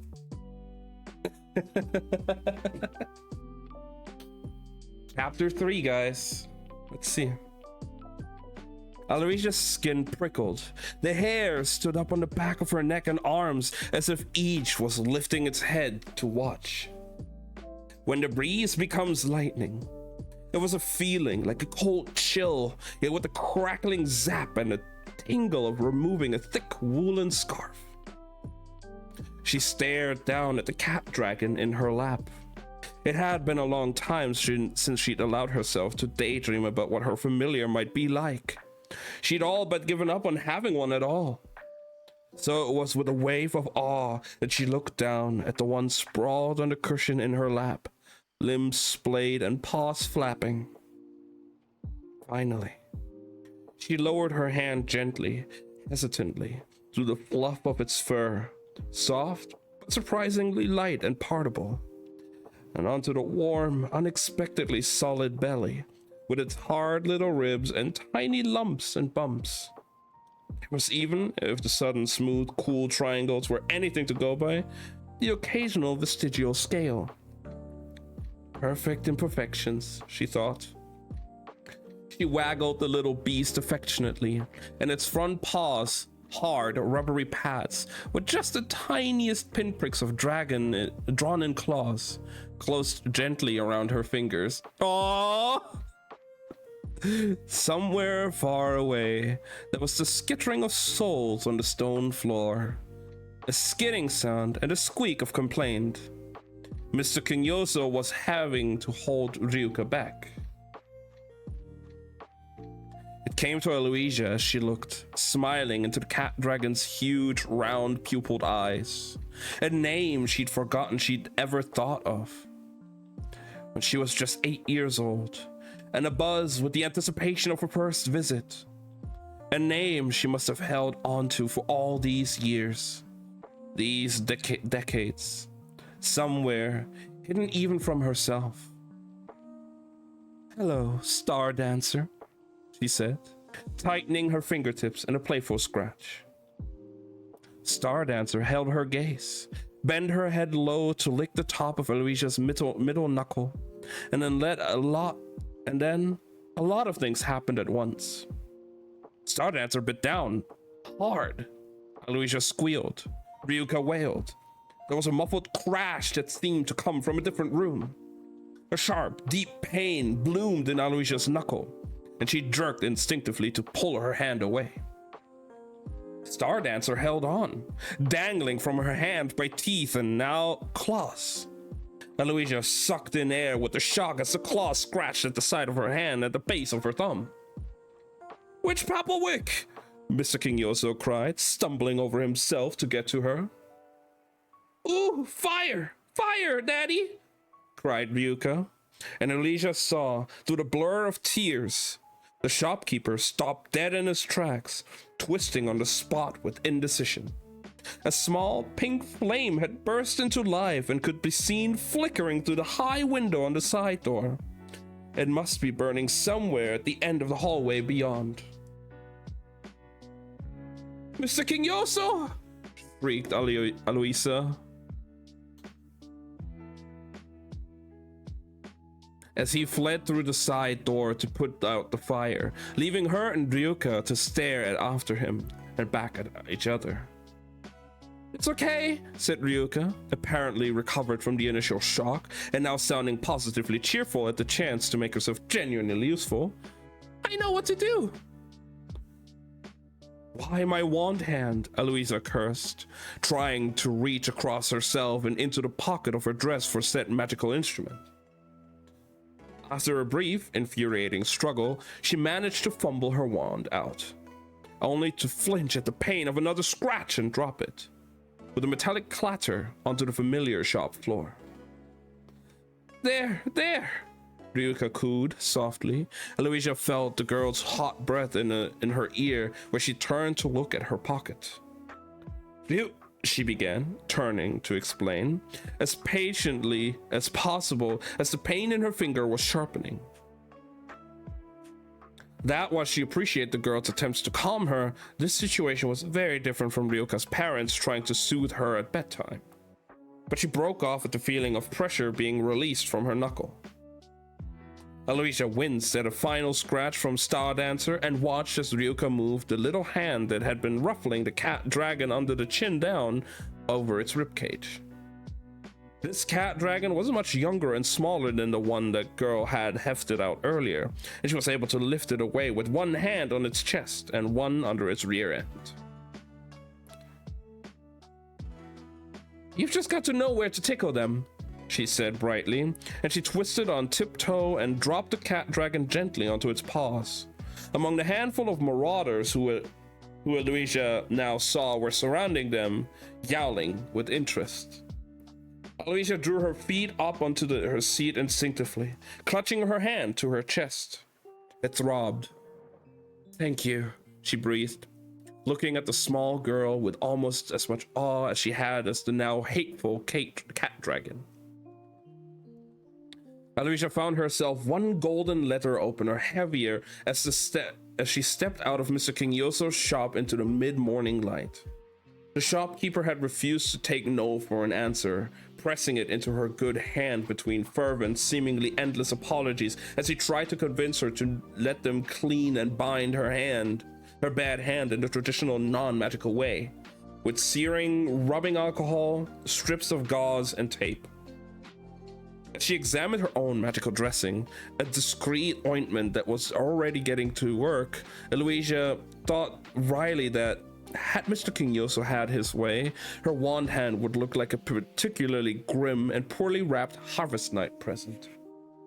She gave herself a little shake. She couldn't be wasting time dwelling on what, let's be honest, were really just glorified pets. When you thought about it.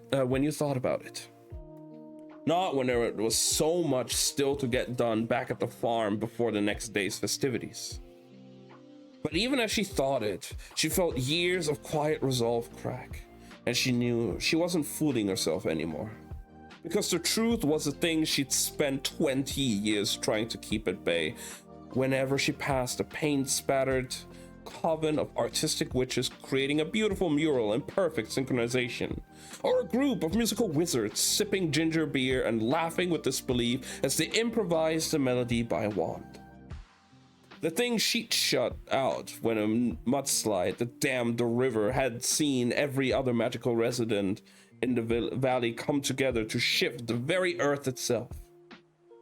Not only was a magic user's bond with their cat dragon precious for its own sake, but they were also the only known creature that could create a conduit between magics, combining the strength of witches and wizards who shared a specialism so that they could cast the most powerful kinds of spells that required multiple casters at once. Collective magic. Witch's help. But without her cat dragon, Aloysia's help was forever limited. She sagged, her mind replaying the precious seconds when she thought her life was about to change, and she was finally going to make the precious connection she'd yearned for all these years. So vividly, she could have sworn she heard Stardancer mewling behind her. The world blurred. Just for a moment.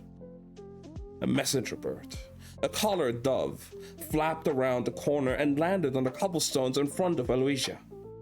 Its message in a canister attached to its leg. She tossed the bird some seeds from one of her pockets as she unrolled the parchment to see the crow's writing, which she did by beak and quill, and which she'd come to think of affectionately as crow scratch. There were three words. Dragon, coop, fire. That was a short chapter, huh? That was chapter 3.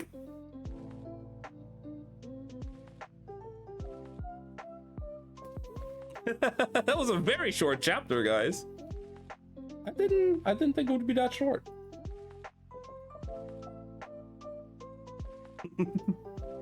Chapter 4, please. I think I will do chapter 4 because this one was short. This one was very short.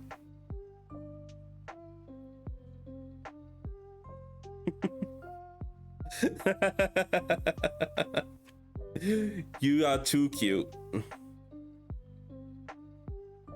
We gotta savor the book over multiple weeks, guys. We can't just finish it in one sitting. It's like 400 pages.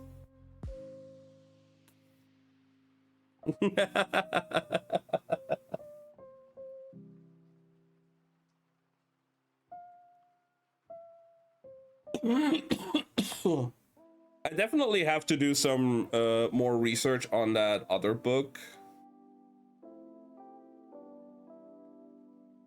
Bury Our Bones in the Midnight Soil. I definitely have to look more into that one as well, because it does sound very interesting. Gothic vampire novel was released on June 10th, published by Tor Books. The 560-page book focuses on 3 women, 16th century Santo Domingo, 19th century London, and 21st century Boston, whose stories intertwine through themes of immortality, hunger, and revenge.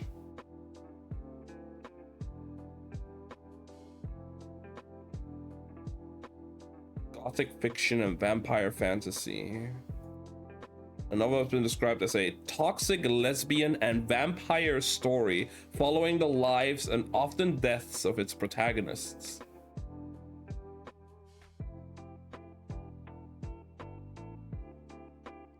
Okay.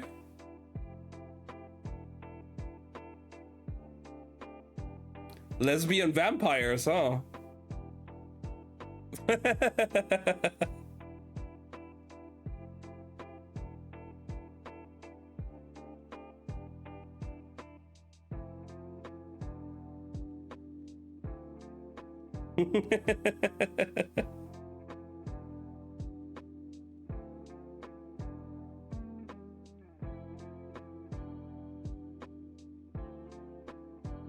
I'm like, it's okay, Elias. How are you doing? Hope you're doing well.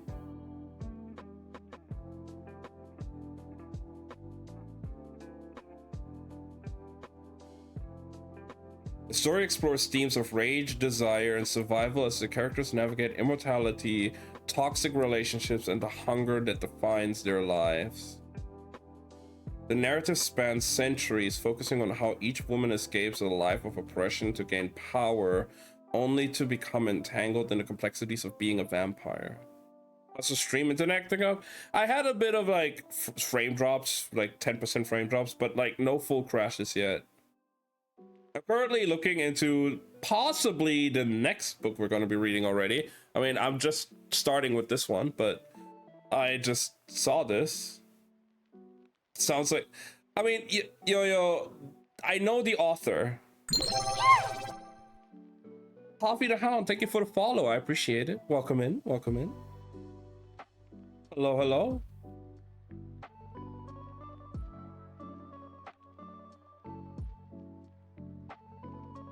It does kind of sound like it, yo, you're right, but I know the author. We've read 5 books of this author before. I feel like it should be fine, but again, I will do more research before we commit to this one as the next one. Yo, Bathing, thank you for the 250 bits. I appreciate it. Welcome in.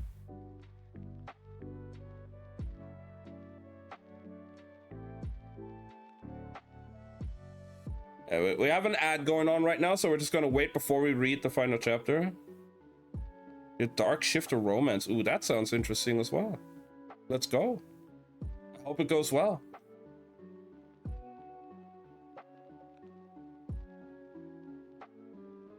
Let's see.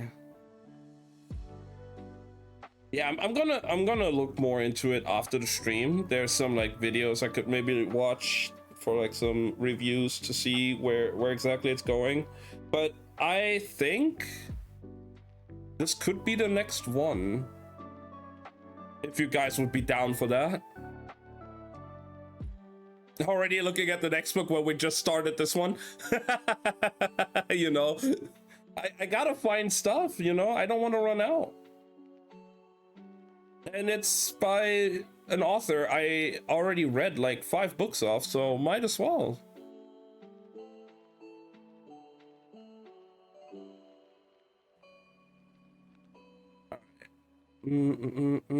Let's see.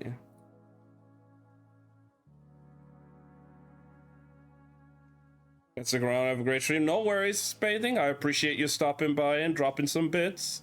Have a good day. Take care of yourself.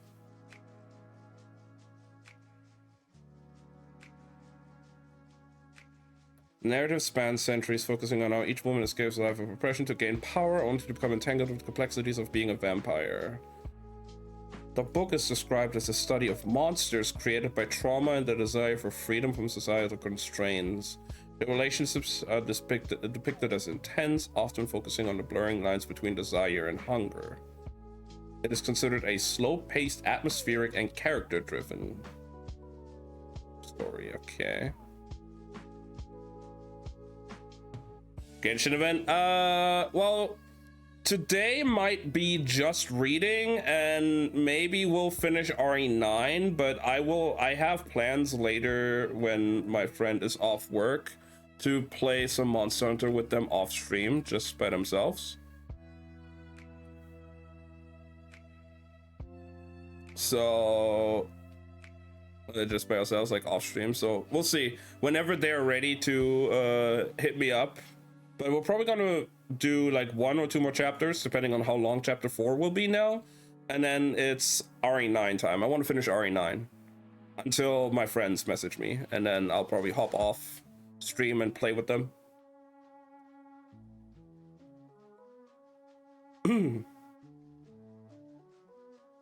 Yeah, no, the next, like, the book that I'm looking at right now, when I first saw some of the premises as well, Yo-Yo, I was like, yeah, maybe it could be going into that direction again as well. But I believe in the author. I have read 5 books of this author on stream before. They do have some like love scenes and sex scenes in there, but it's not the main focus of the book. They're pretty tame compared to what we've already seen before. And it does sound very interesting, and I like the author. It might be just a book I just pick up in general and read off stream, if it's not gonna be anything for the stream, but it does sound like it's gonna be fine. But again, I will read more into it later. But you know, lesbian gothic vampires sound very interesting for sure, huh?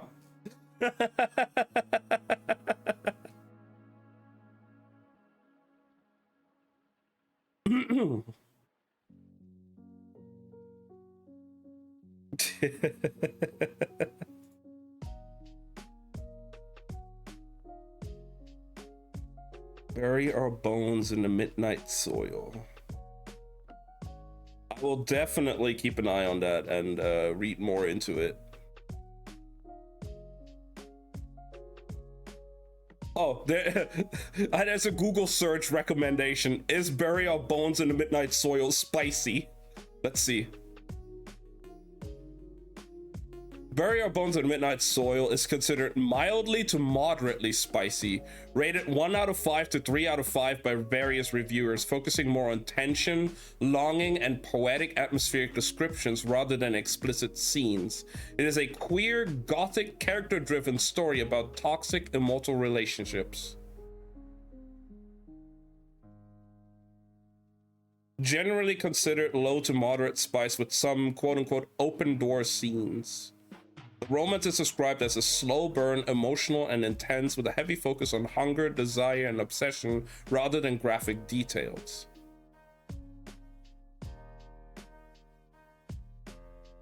Okay, it does say here, includes depictions of sexual assault, violence, and the death of a child. Okay.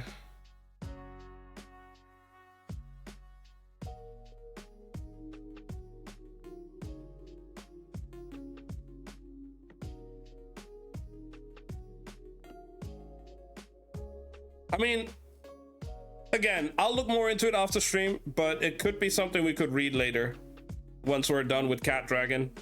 I will look into it. I will definitely do more research on this compared to Fourth Wing. Yeah.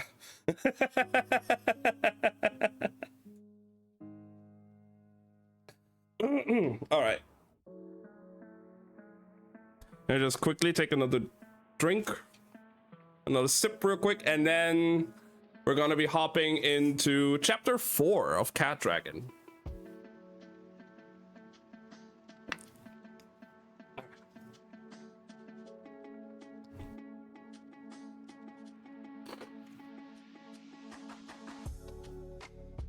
Let's go. Chapter 4. The 2 elderly horses who pulled Aloysia's cart were whinnying and tossing their heads in annoyance as she chivied them up the last rise onto the Papelwick farm. The skinnier one of the 2 white mares huffed with indignation as they passed the cottage where Aloysia would usually have parked the cart and filled the steel bucket for them at the water pump, and then hand-fed them clover. "No time," she cried hoarsely, past the lump in her throat and the guilt twisting her stomach. "We have to get up to the coop." But the mare stamped her hooves, dug in hard with the back to, and brought the cart to a stop. Aloysia cursed so loudly that she winced at the thought of what the prattling pumpkins would say if they'd overheard. Before she threw herself out of her seat and raced up the dirt path. The first thing she noticed about the coop, and it made her stumble, was that it was neither a light nor a twisted heap of charcoal. In fact, there wasn't even a red varnished board out of place. "Stop for a bite, did ya?" Crow called as she darted into view from the direction of the greenhouse.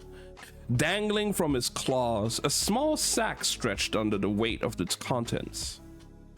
"The coop? It's still standing?" Eloisia panted, pressing her hands to her heart as if she could squeeze it to a slow.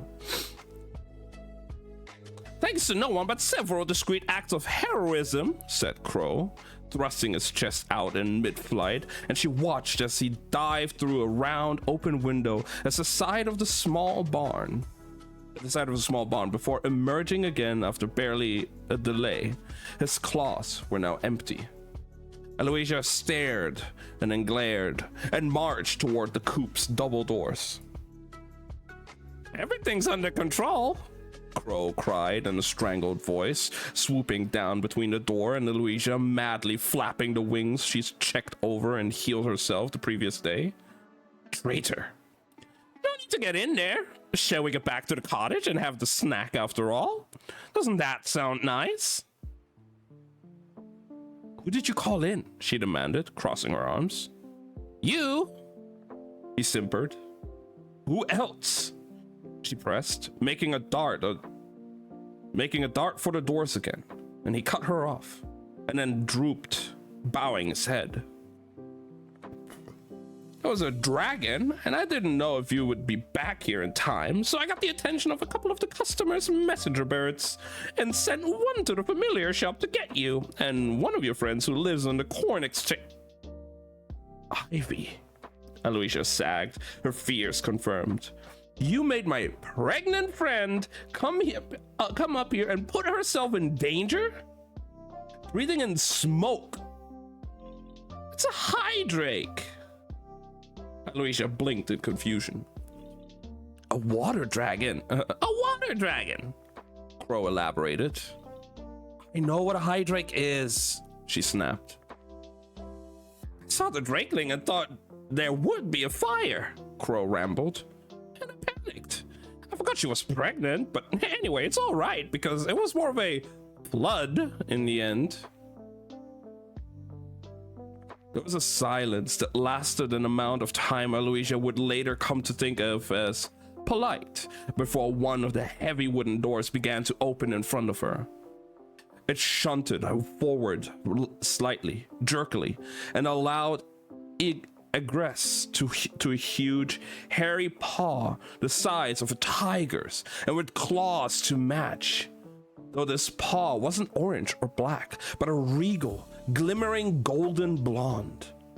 It patted searchingly around this opening as if grasping for an unusually low handle, until a slim, pale foot in a flat back shoe appeared below it and steered the door fully open.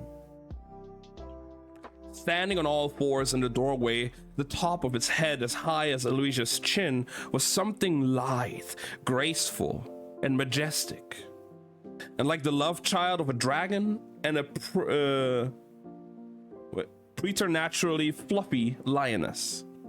Covered head to toe in long silken fur, it padded lumberingly toward Eloisia and raised its stubby snout to sniff her curiously.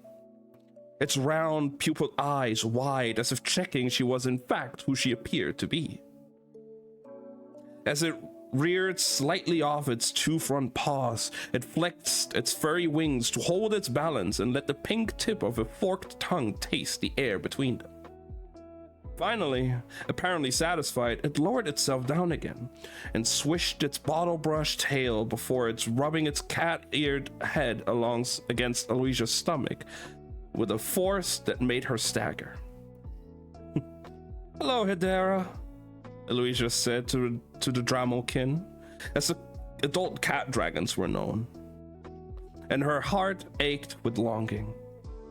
Crow had already flown into the coop, where Eloisia could hear him confirming that the worst of the flood was taken care of and there was no need for any more sand.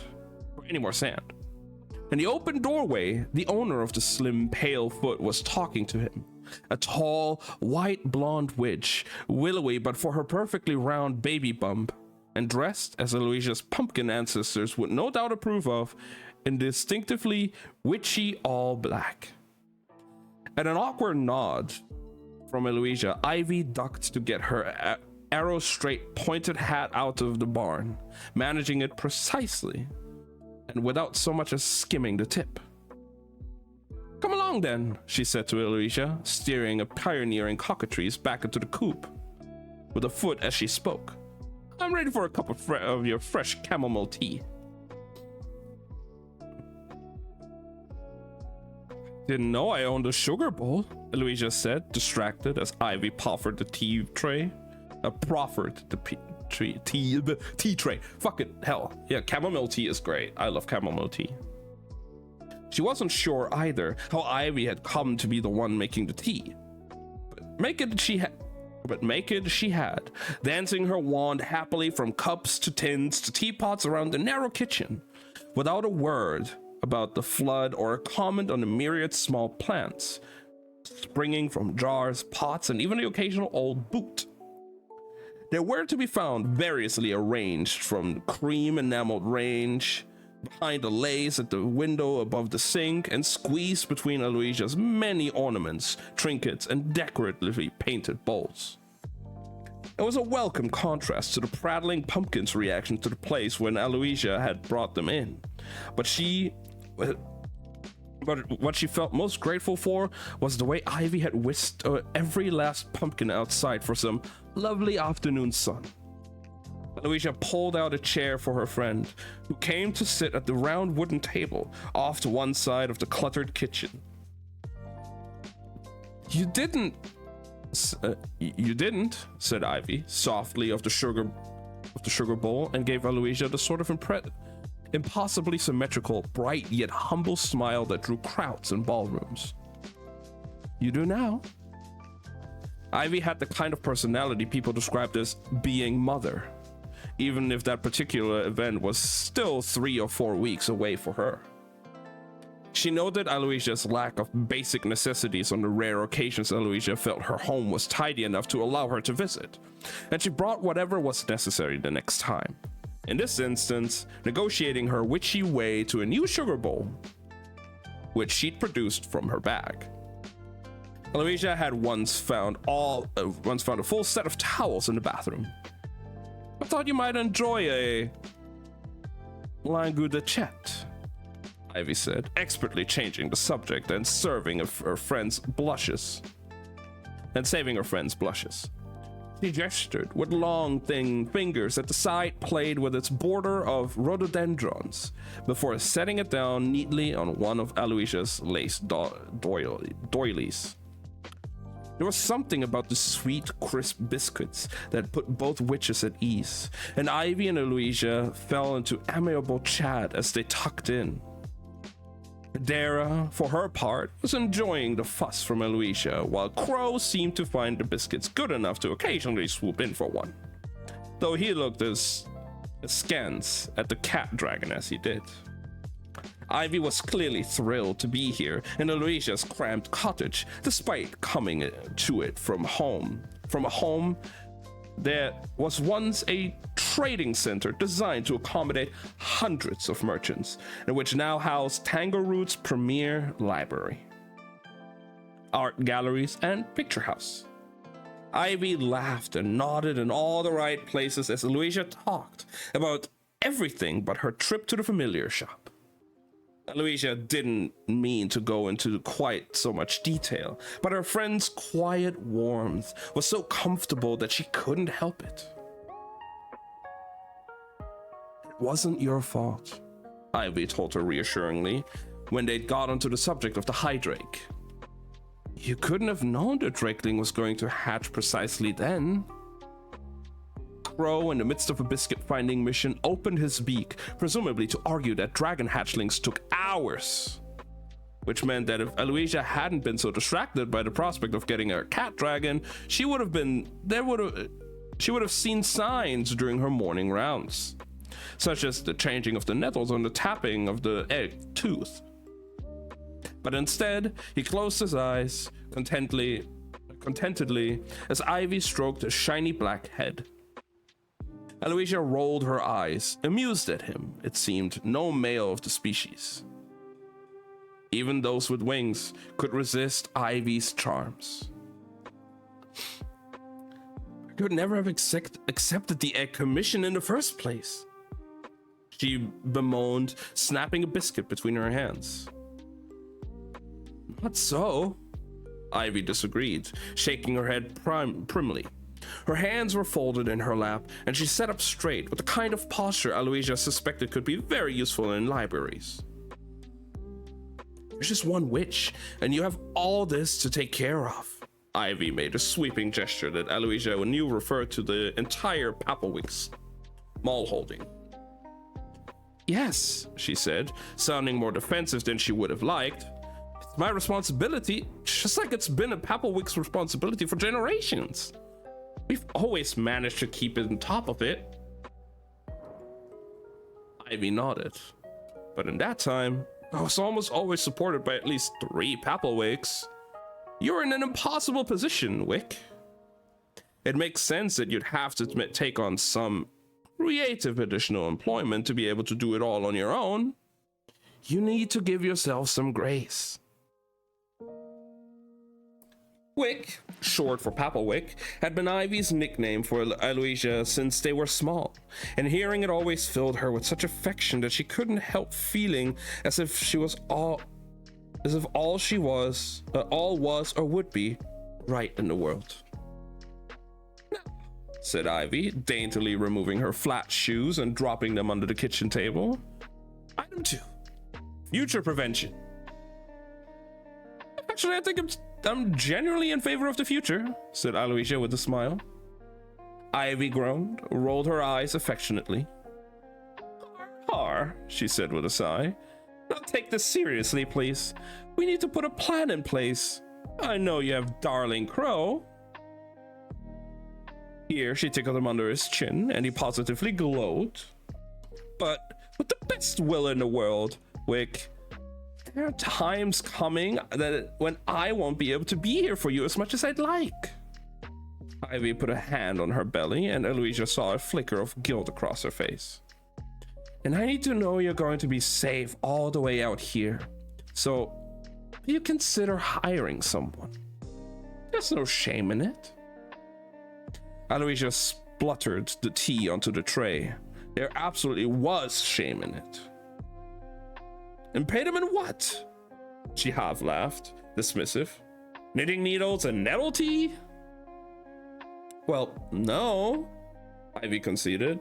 But I'm sure there are people who would be willing to accept payment in spells. She looked thoughtfully for a moment. Or gardening tips. Aloysia smiled wearily at her best friend's caring face. Ivy, she said as gently as she was able, even if I could find someone willing to work for the promise of truly exceptional tomatoes, I promise you don't need any help. I promise you, I don't need any help. Then, when her friend quirked an eyebrow, no, honestly, I don't. I know this seems bad, but I can manage. And if it makes you feel any better, I don't think I'm about to take on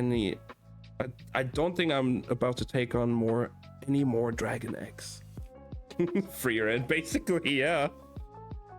Ivy fell silent for a moment, her face conflicted.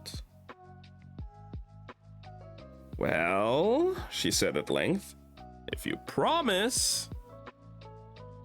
May the Council of Elders smelt my wand, said Aloysia, tracing the appropriate rune on her chest with an index finger. We would never, said Ivy with a laugh. Wait, Aloysia caught herself, fixed her friend with a shrewd look. Did you just get me to suggest a thing you wanted all along? What? No, Ivy cried, but the scandal in her voice was just too much performative, and now Aloysia quirked an eyebrow. Well, maybe. Ivy twisted her white blonde hair between her fingers ruefully. I'm just trying to keep you safe. Is that awful of me? No, said Aloysia with a sigh. I mean, I would have got there myself. Of course, Ivy cried, evidently keen to make it clear she hadn't meant to suggest anything to the contrary. But let's just say you got me there a couple of coops ahead of time. Aloysia flashed her a smile, and Ivy returned a look that said, well, as long as you understand. You'd be a great mom, Aloysia volunteered, with an encouraging rub of her friend's arm. I mean, horribly manipulative, but still great. Oh, thanks, said Ivy with a laugh. She stared off at something in the middle distance for a moment, and then gave an unconvinced sigh that made Aloysia's heart pang for her. It's just so much to think about, she said heavily. I don't know where we're going to do it all. How we're going to do it all. Which is help, Aloysia said before she could stop herself. Ivy looked immediately alarmed. Aloysia might as well have told her to just get on with it. No, I didn't mean... Aloysia tried to explain, but she didn't seem to be able to get the words straight. Instead, took Ivy's hands in hers, looked her in the eyes, and gave her what she hoped for. What she hoped was a firm, reassuring smile. I mean, obviously I'll help, but I meant, you know, witches are capable, she said. And you, Ivy Longcaster, are the witchiest witch I know. The rest of the day passed in a blur of preparations for harvest night. Ivy had conducted the handover of the Drakeling to its owner before Aloysia had made it home. There were still the coos to milk, animals to feed, and spells to be crafted. By the time Aloysia had plucked the last clover for the horses, despite pleading with her to take a rest, she found Ivy nestled on the weeding pad over in the prattling patch, where she'd taken it upon herself to finish wand carving the remaining papelwicks. She'd even magically loaded Aloysia's customers' uncarved pumpkins into the cart, in readiness for the next day's journey into the valley. Leaving Ivy talking to one of the cousins about the history of magical botanical crop irrigation, Aloysia took the opportunity to make her way up to the greenhouse. A familiar thrill fluttered in her chest as the building hove into view. The traditional gabled oblong fronted with something curved and tiered, which gave the overall impression of a great glass birdcage. In places, blossom-heavy veins snaked over the glasswork, and the odd, curious leaf over flower head poked through gaps where the ancient windows had begun to separate from their white frames. Like the cottage, the greenhouse was too small and cramped to be fit for purpose, and old but well-loved. Aloysia prided herself on using every inch of its space to the fullest. This was why, after she jiggled open the stiff metal door, she had to do a kind of twisting, ducking, arm-angling dance to squeeze her way through the myriad crates, pots, watering cans, sacks, tools, and vials that littered every available surface. And then there were the plants. To say it was like a jungle in here would do a disservice to jungles, which are much more orderly and less overgrown than a Papelwick greenhouse. Although it has to be said, they also feature fewer labels, handwritten in Aloysia's scrolling cursive, the Latin names for the plants along with notes on their uses, abilities, and preferences, dangled from young stalks and bud-covered shoots, slipped down over board green leaves and necklaced spectacular flowers that opened to the size of dinner plates. Hello everyone, she said to the greenhouse at large, and a few of the bigger flowerheads actually turned to greet her. A particularly curly creeper lined A particularly curly creeper lined with small heart-shaped leaves lifted her hat playfully off her hair with an over-enthusiastic tug, sending the already bent point thudding with a soft clunk against the thick glass ceiling. The creeper jerked as if wincing, then drew the hat back down quickly, brushing it off with its leaves as it went and plopping it into Eloisia's head so it fell down over her eyes. "Thank you, Pib," Eloisia said, adjusting the hat with an affectionate eye roll and stroking the little vine in a friendly sort of way. It responded by curling affectionately against her palm. "Right then, I hope you've been all been feasting on that growth spell I gave you." She flexed her fingers. "Because we've got a lot to do." She turned to the flasks, beakers, and gas burners on her workbench. These were connected by rubber pipes that threaded their way between various trimming, measuring, and powdering instruments. These, and one small, stout cauldron, which had once been copper, but now was blue-green with H. Among the mess, she found a tarnished brass plant mister, which she lifted magically with a swish of her wand. "All right, let's get to it." She walked among the plants, busying her wand variously with pruning, plucking, feeding, watering, bewitching, and, in a few notable cases, even brushing, until she returned to her workbench with a tool belt straining under the weight of botanical and magical botanical ingredients. Relieved that there were no nosy pumpkins in the greenhouse to tut at her, Eloisia let her shoulders drop and took a deep breath. She lingered for a moment in the heady perfume, fresh and grassy and daisy-like, mingled with sweet and cloying and fruity. Then, like a conductor raising her baton, she drew up her wand and began what she was best at: the business of magical botanical spellcraft. She used her wand to pour water from there to here to there, and light this and that, and stir the other, until the glass and rubber construction was fizzing and hissing and bubbling away merrily. At the same time, with her left hand, she flicked through the fat, withered old magical botanical spellbook that sat on its creaking stand to one side of her workbench. Bound in thick, shiny leaves that had crisped at the edges, it had been passed down from Papelwick to Papelwick. Hundreds of years of hardy, proven spells that took language of plants as their foundation. Following the book's instructions on ingredients and wand movements, she danced her wand from vial to pail until blossoms transfigured into fruits.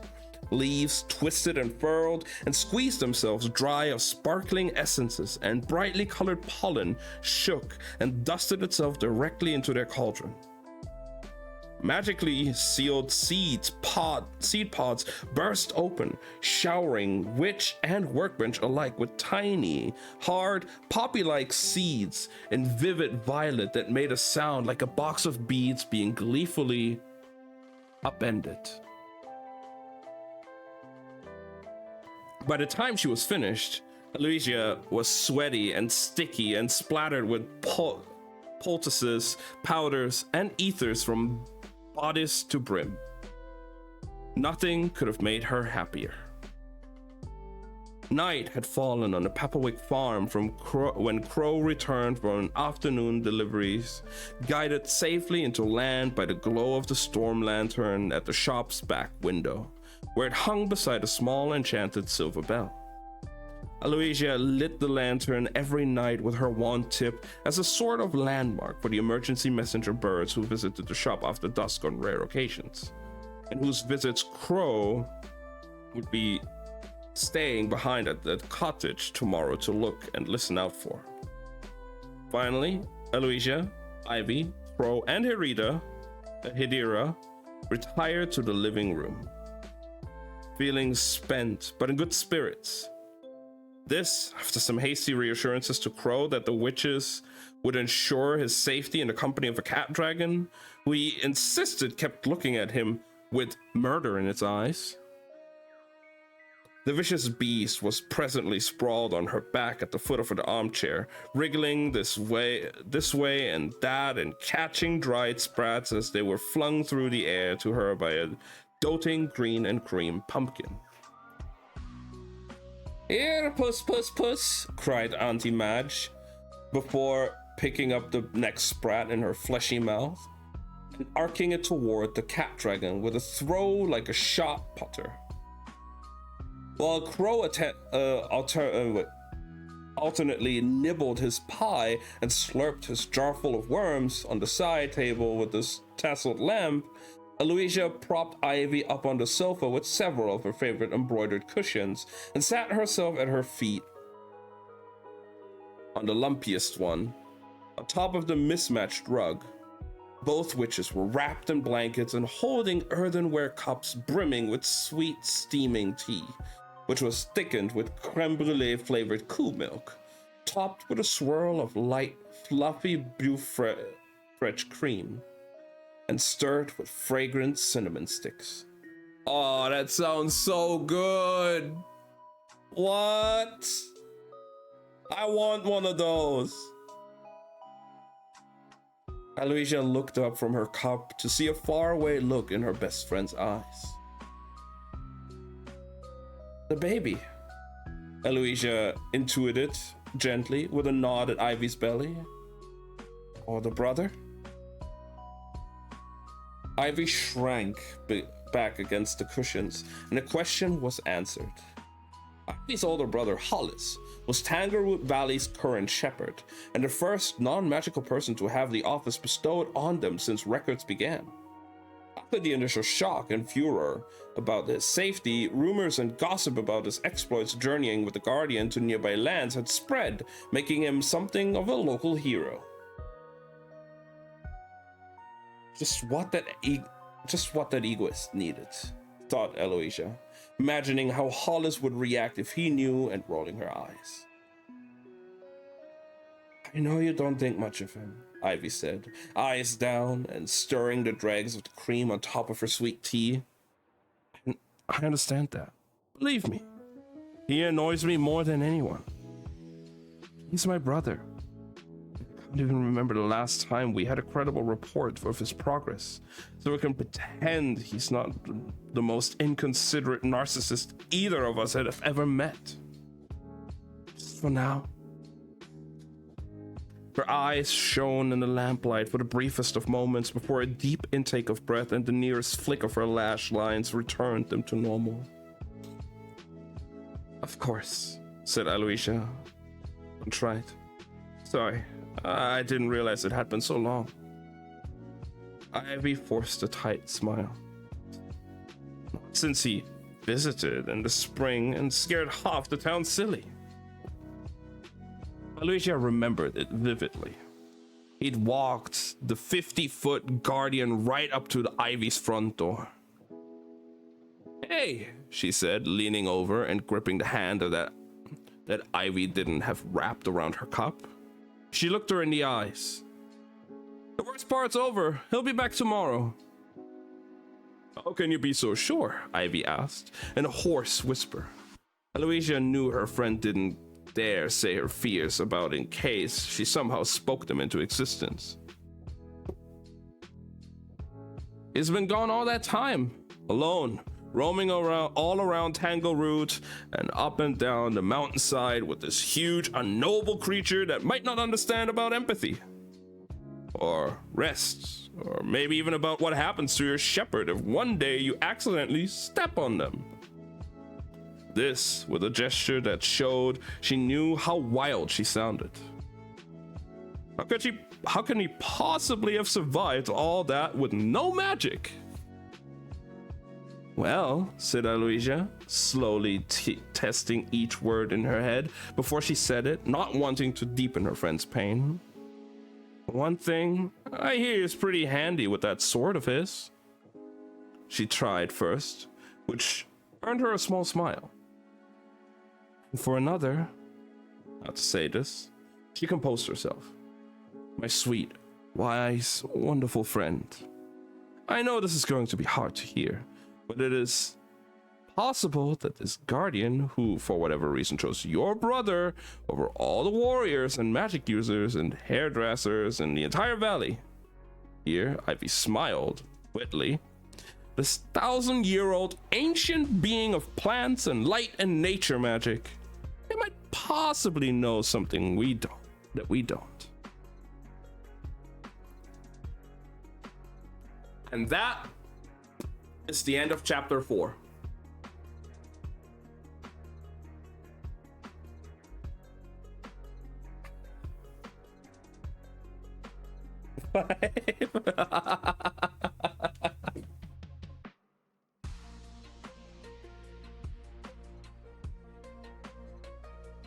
Please.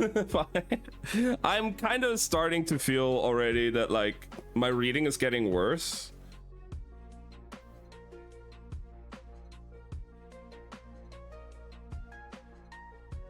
Let me see. How long is chapter 5? If it's a short chapter, I might do it.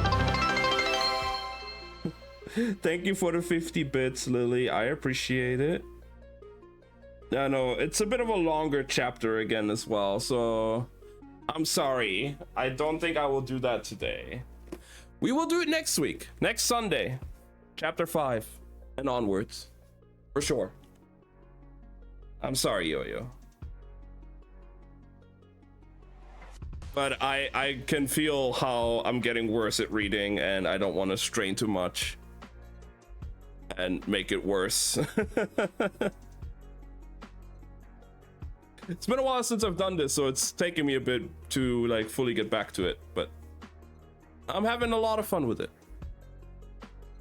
It's a lot of talking. It is indeed a lot of talking.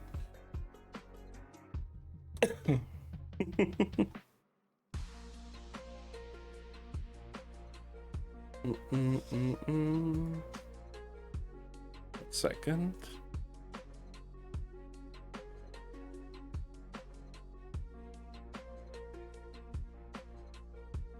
It was a long stream. I think the longest one I've done in one sitting is like 11 hours or something.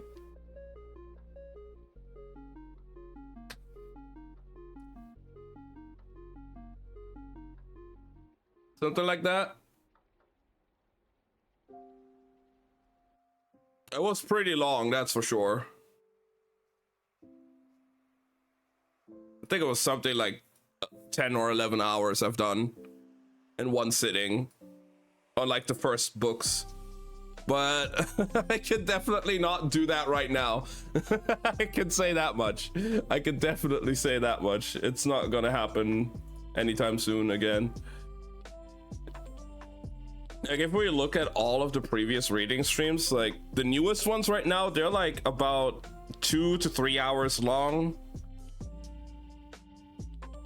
And then like previous ones, oh yeah, there's one that's like 11 hours, there's like 6 hours, 6 hours, 5 hours, 6 hours, 7 hours, 11 hours. Like we've done long reading streams. So I want to keep them at a consistent length, or more consistent length, you could say, around like 3 to 4 hours max. I can upload them to YouTube and we'll have the books for a few weeks and we go from there. I gotta be right back though, real quick guys, so I'll see you guys in a second.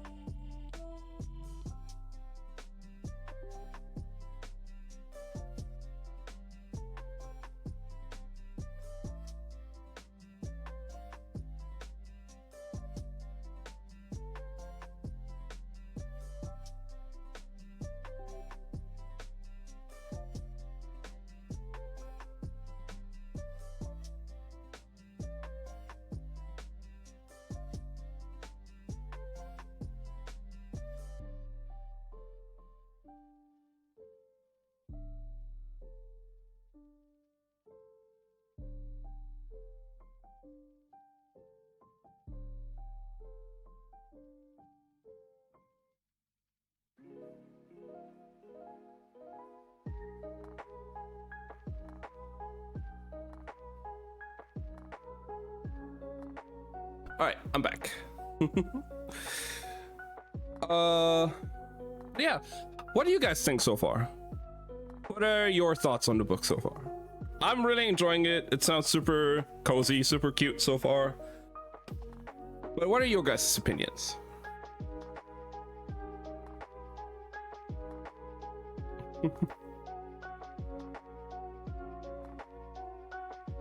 Because, I mean, I don't just read them for myself, I read them for you guys as well. So I hope you guys enjoy the book just as much as I do. Otherwise, we might need to look for something new, but I really like it. But what are your guys' opinions?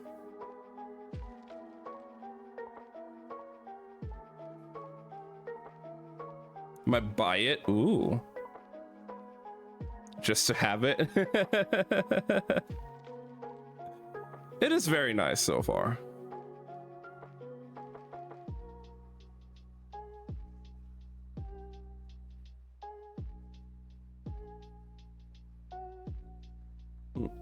But yeah, we'll continue with it next week because I don't want to force my voice too much. I do notice, since I've been sick the last couple days as well, like it's getting out my voice, like really. It really is getting out my voice. I'm sorry, otherwise I probably would have continued like another chapter or so, but I really need to take care of my voice still because it's still a bit rough. I'm glad I was even able to do it today in general, because I wasn't sure if I'm even able to do it today. But yeah, I'm happy we did it for today. Next week we continue another probably like 4 to 5 chapters depending on how long they are. But there it is. Very fun book, very cute, very nice.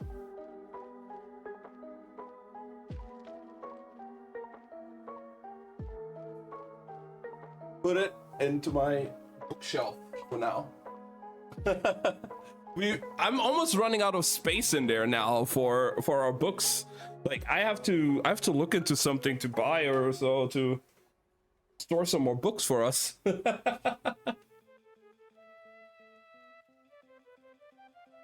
We're gonna be having too many books here soon.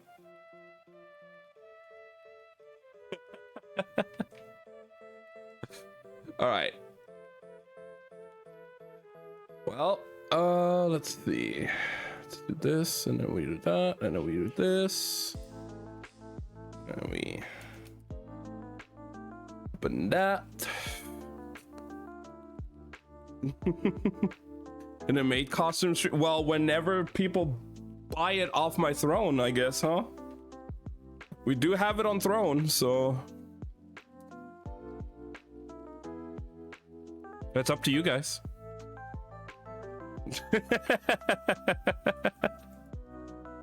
Reading stream in a maid outfit? Why not, right?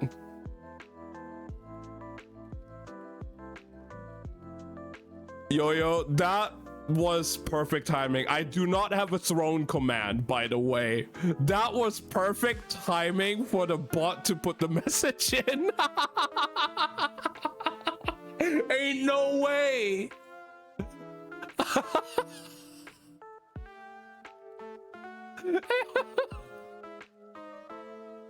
I do not have a throne command. I swear I do not have a throne command.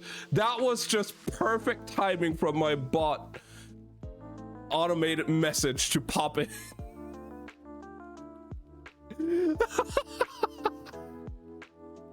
Wait, I do? Wait, what? Huh? When the fuck did I make a throne command? Never fucking mind. I'm talking out my ass. When the fuck did I add a throne command?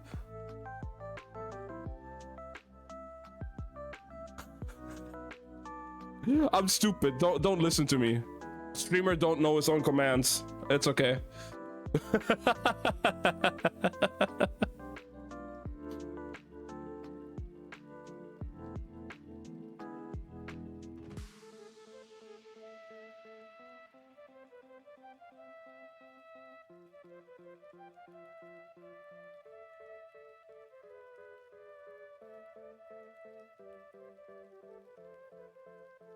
God damn. Yeah, I'm looking at my commands right now. When the fuck did I make this? Hello? Does it say anything? I know. Huh? I do not remember making this. I swear I don't remember.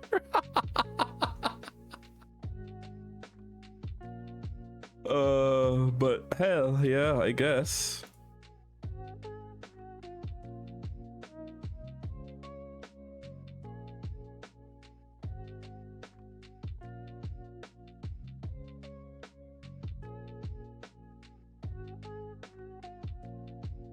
All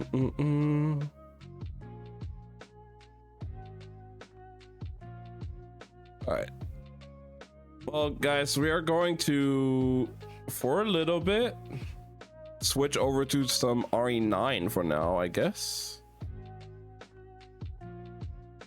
Until my friends are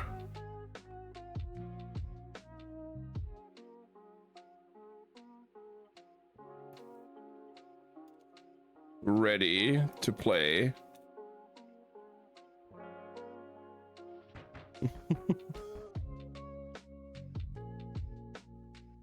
Zombies. Yeah, we're gonna kill some zombies. Let's fucking go. I'm excited. I want to know how this game ends.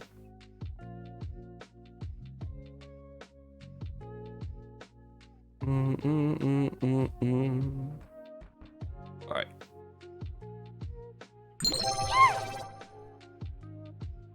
Player, thank you for the follow. I appreciate it. Welcome in. All right.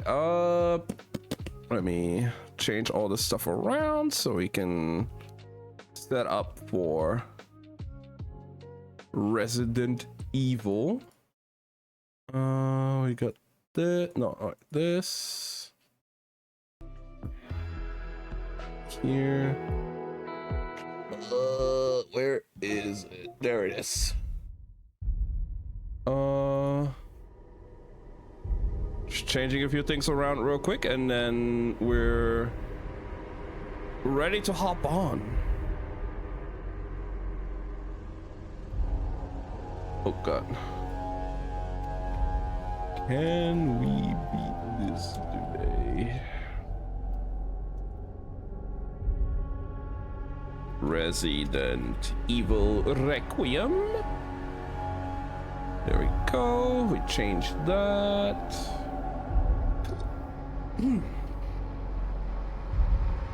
Now you guys excited? I definitely am. I gotta put the poop counter up there again as well. Where's the poop counter? There it is. There's our poop counter. Very important.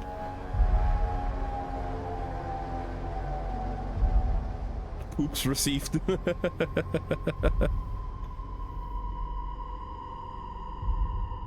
You know what? Let's have our little.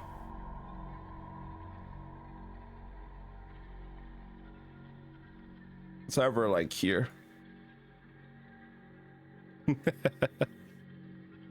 All right.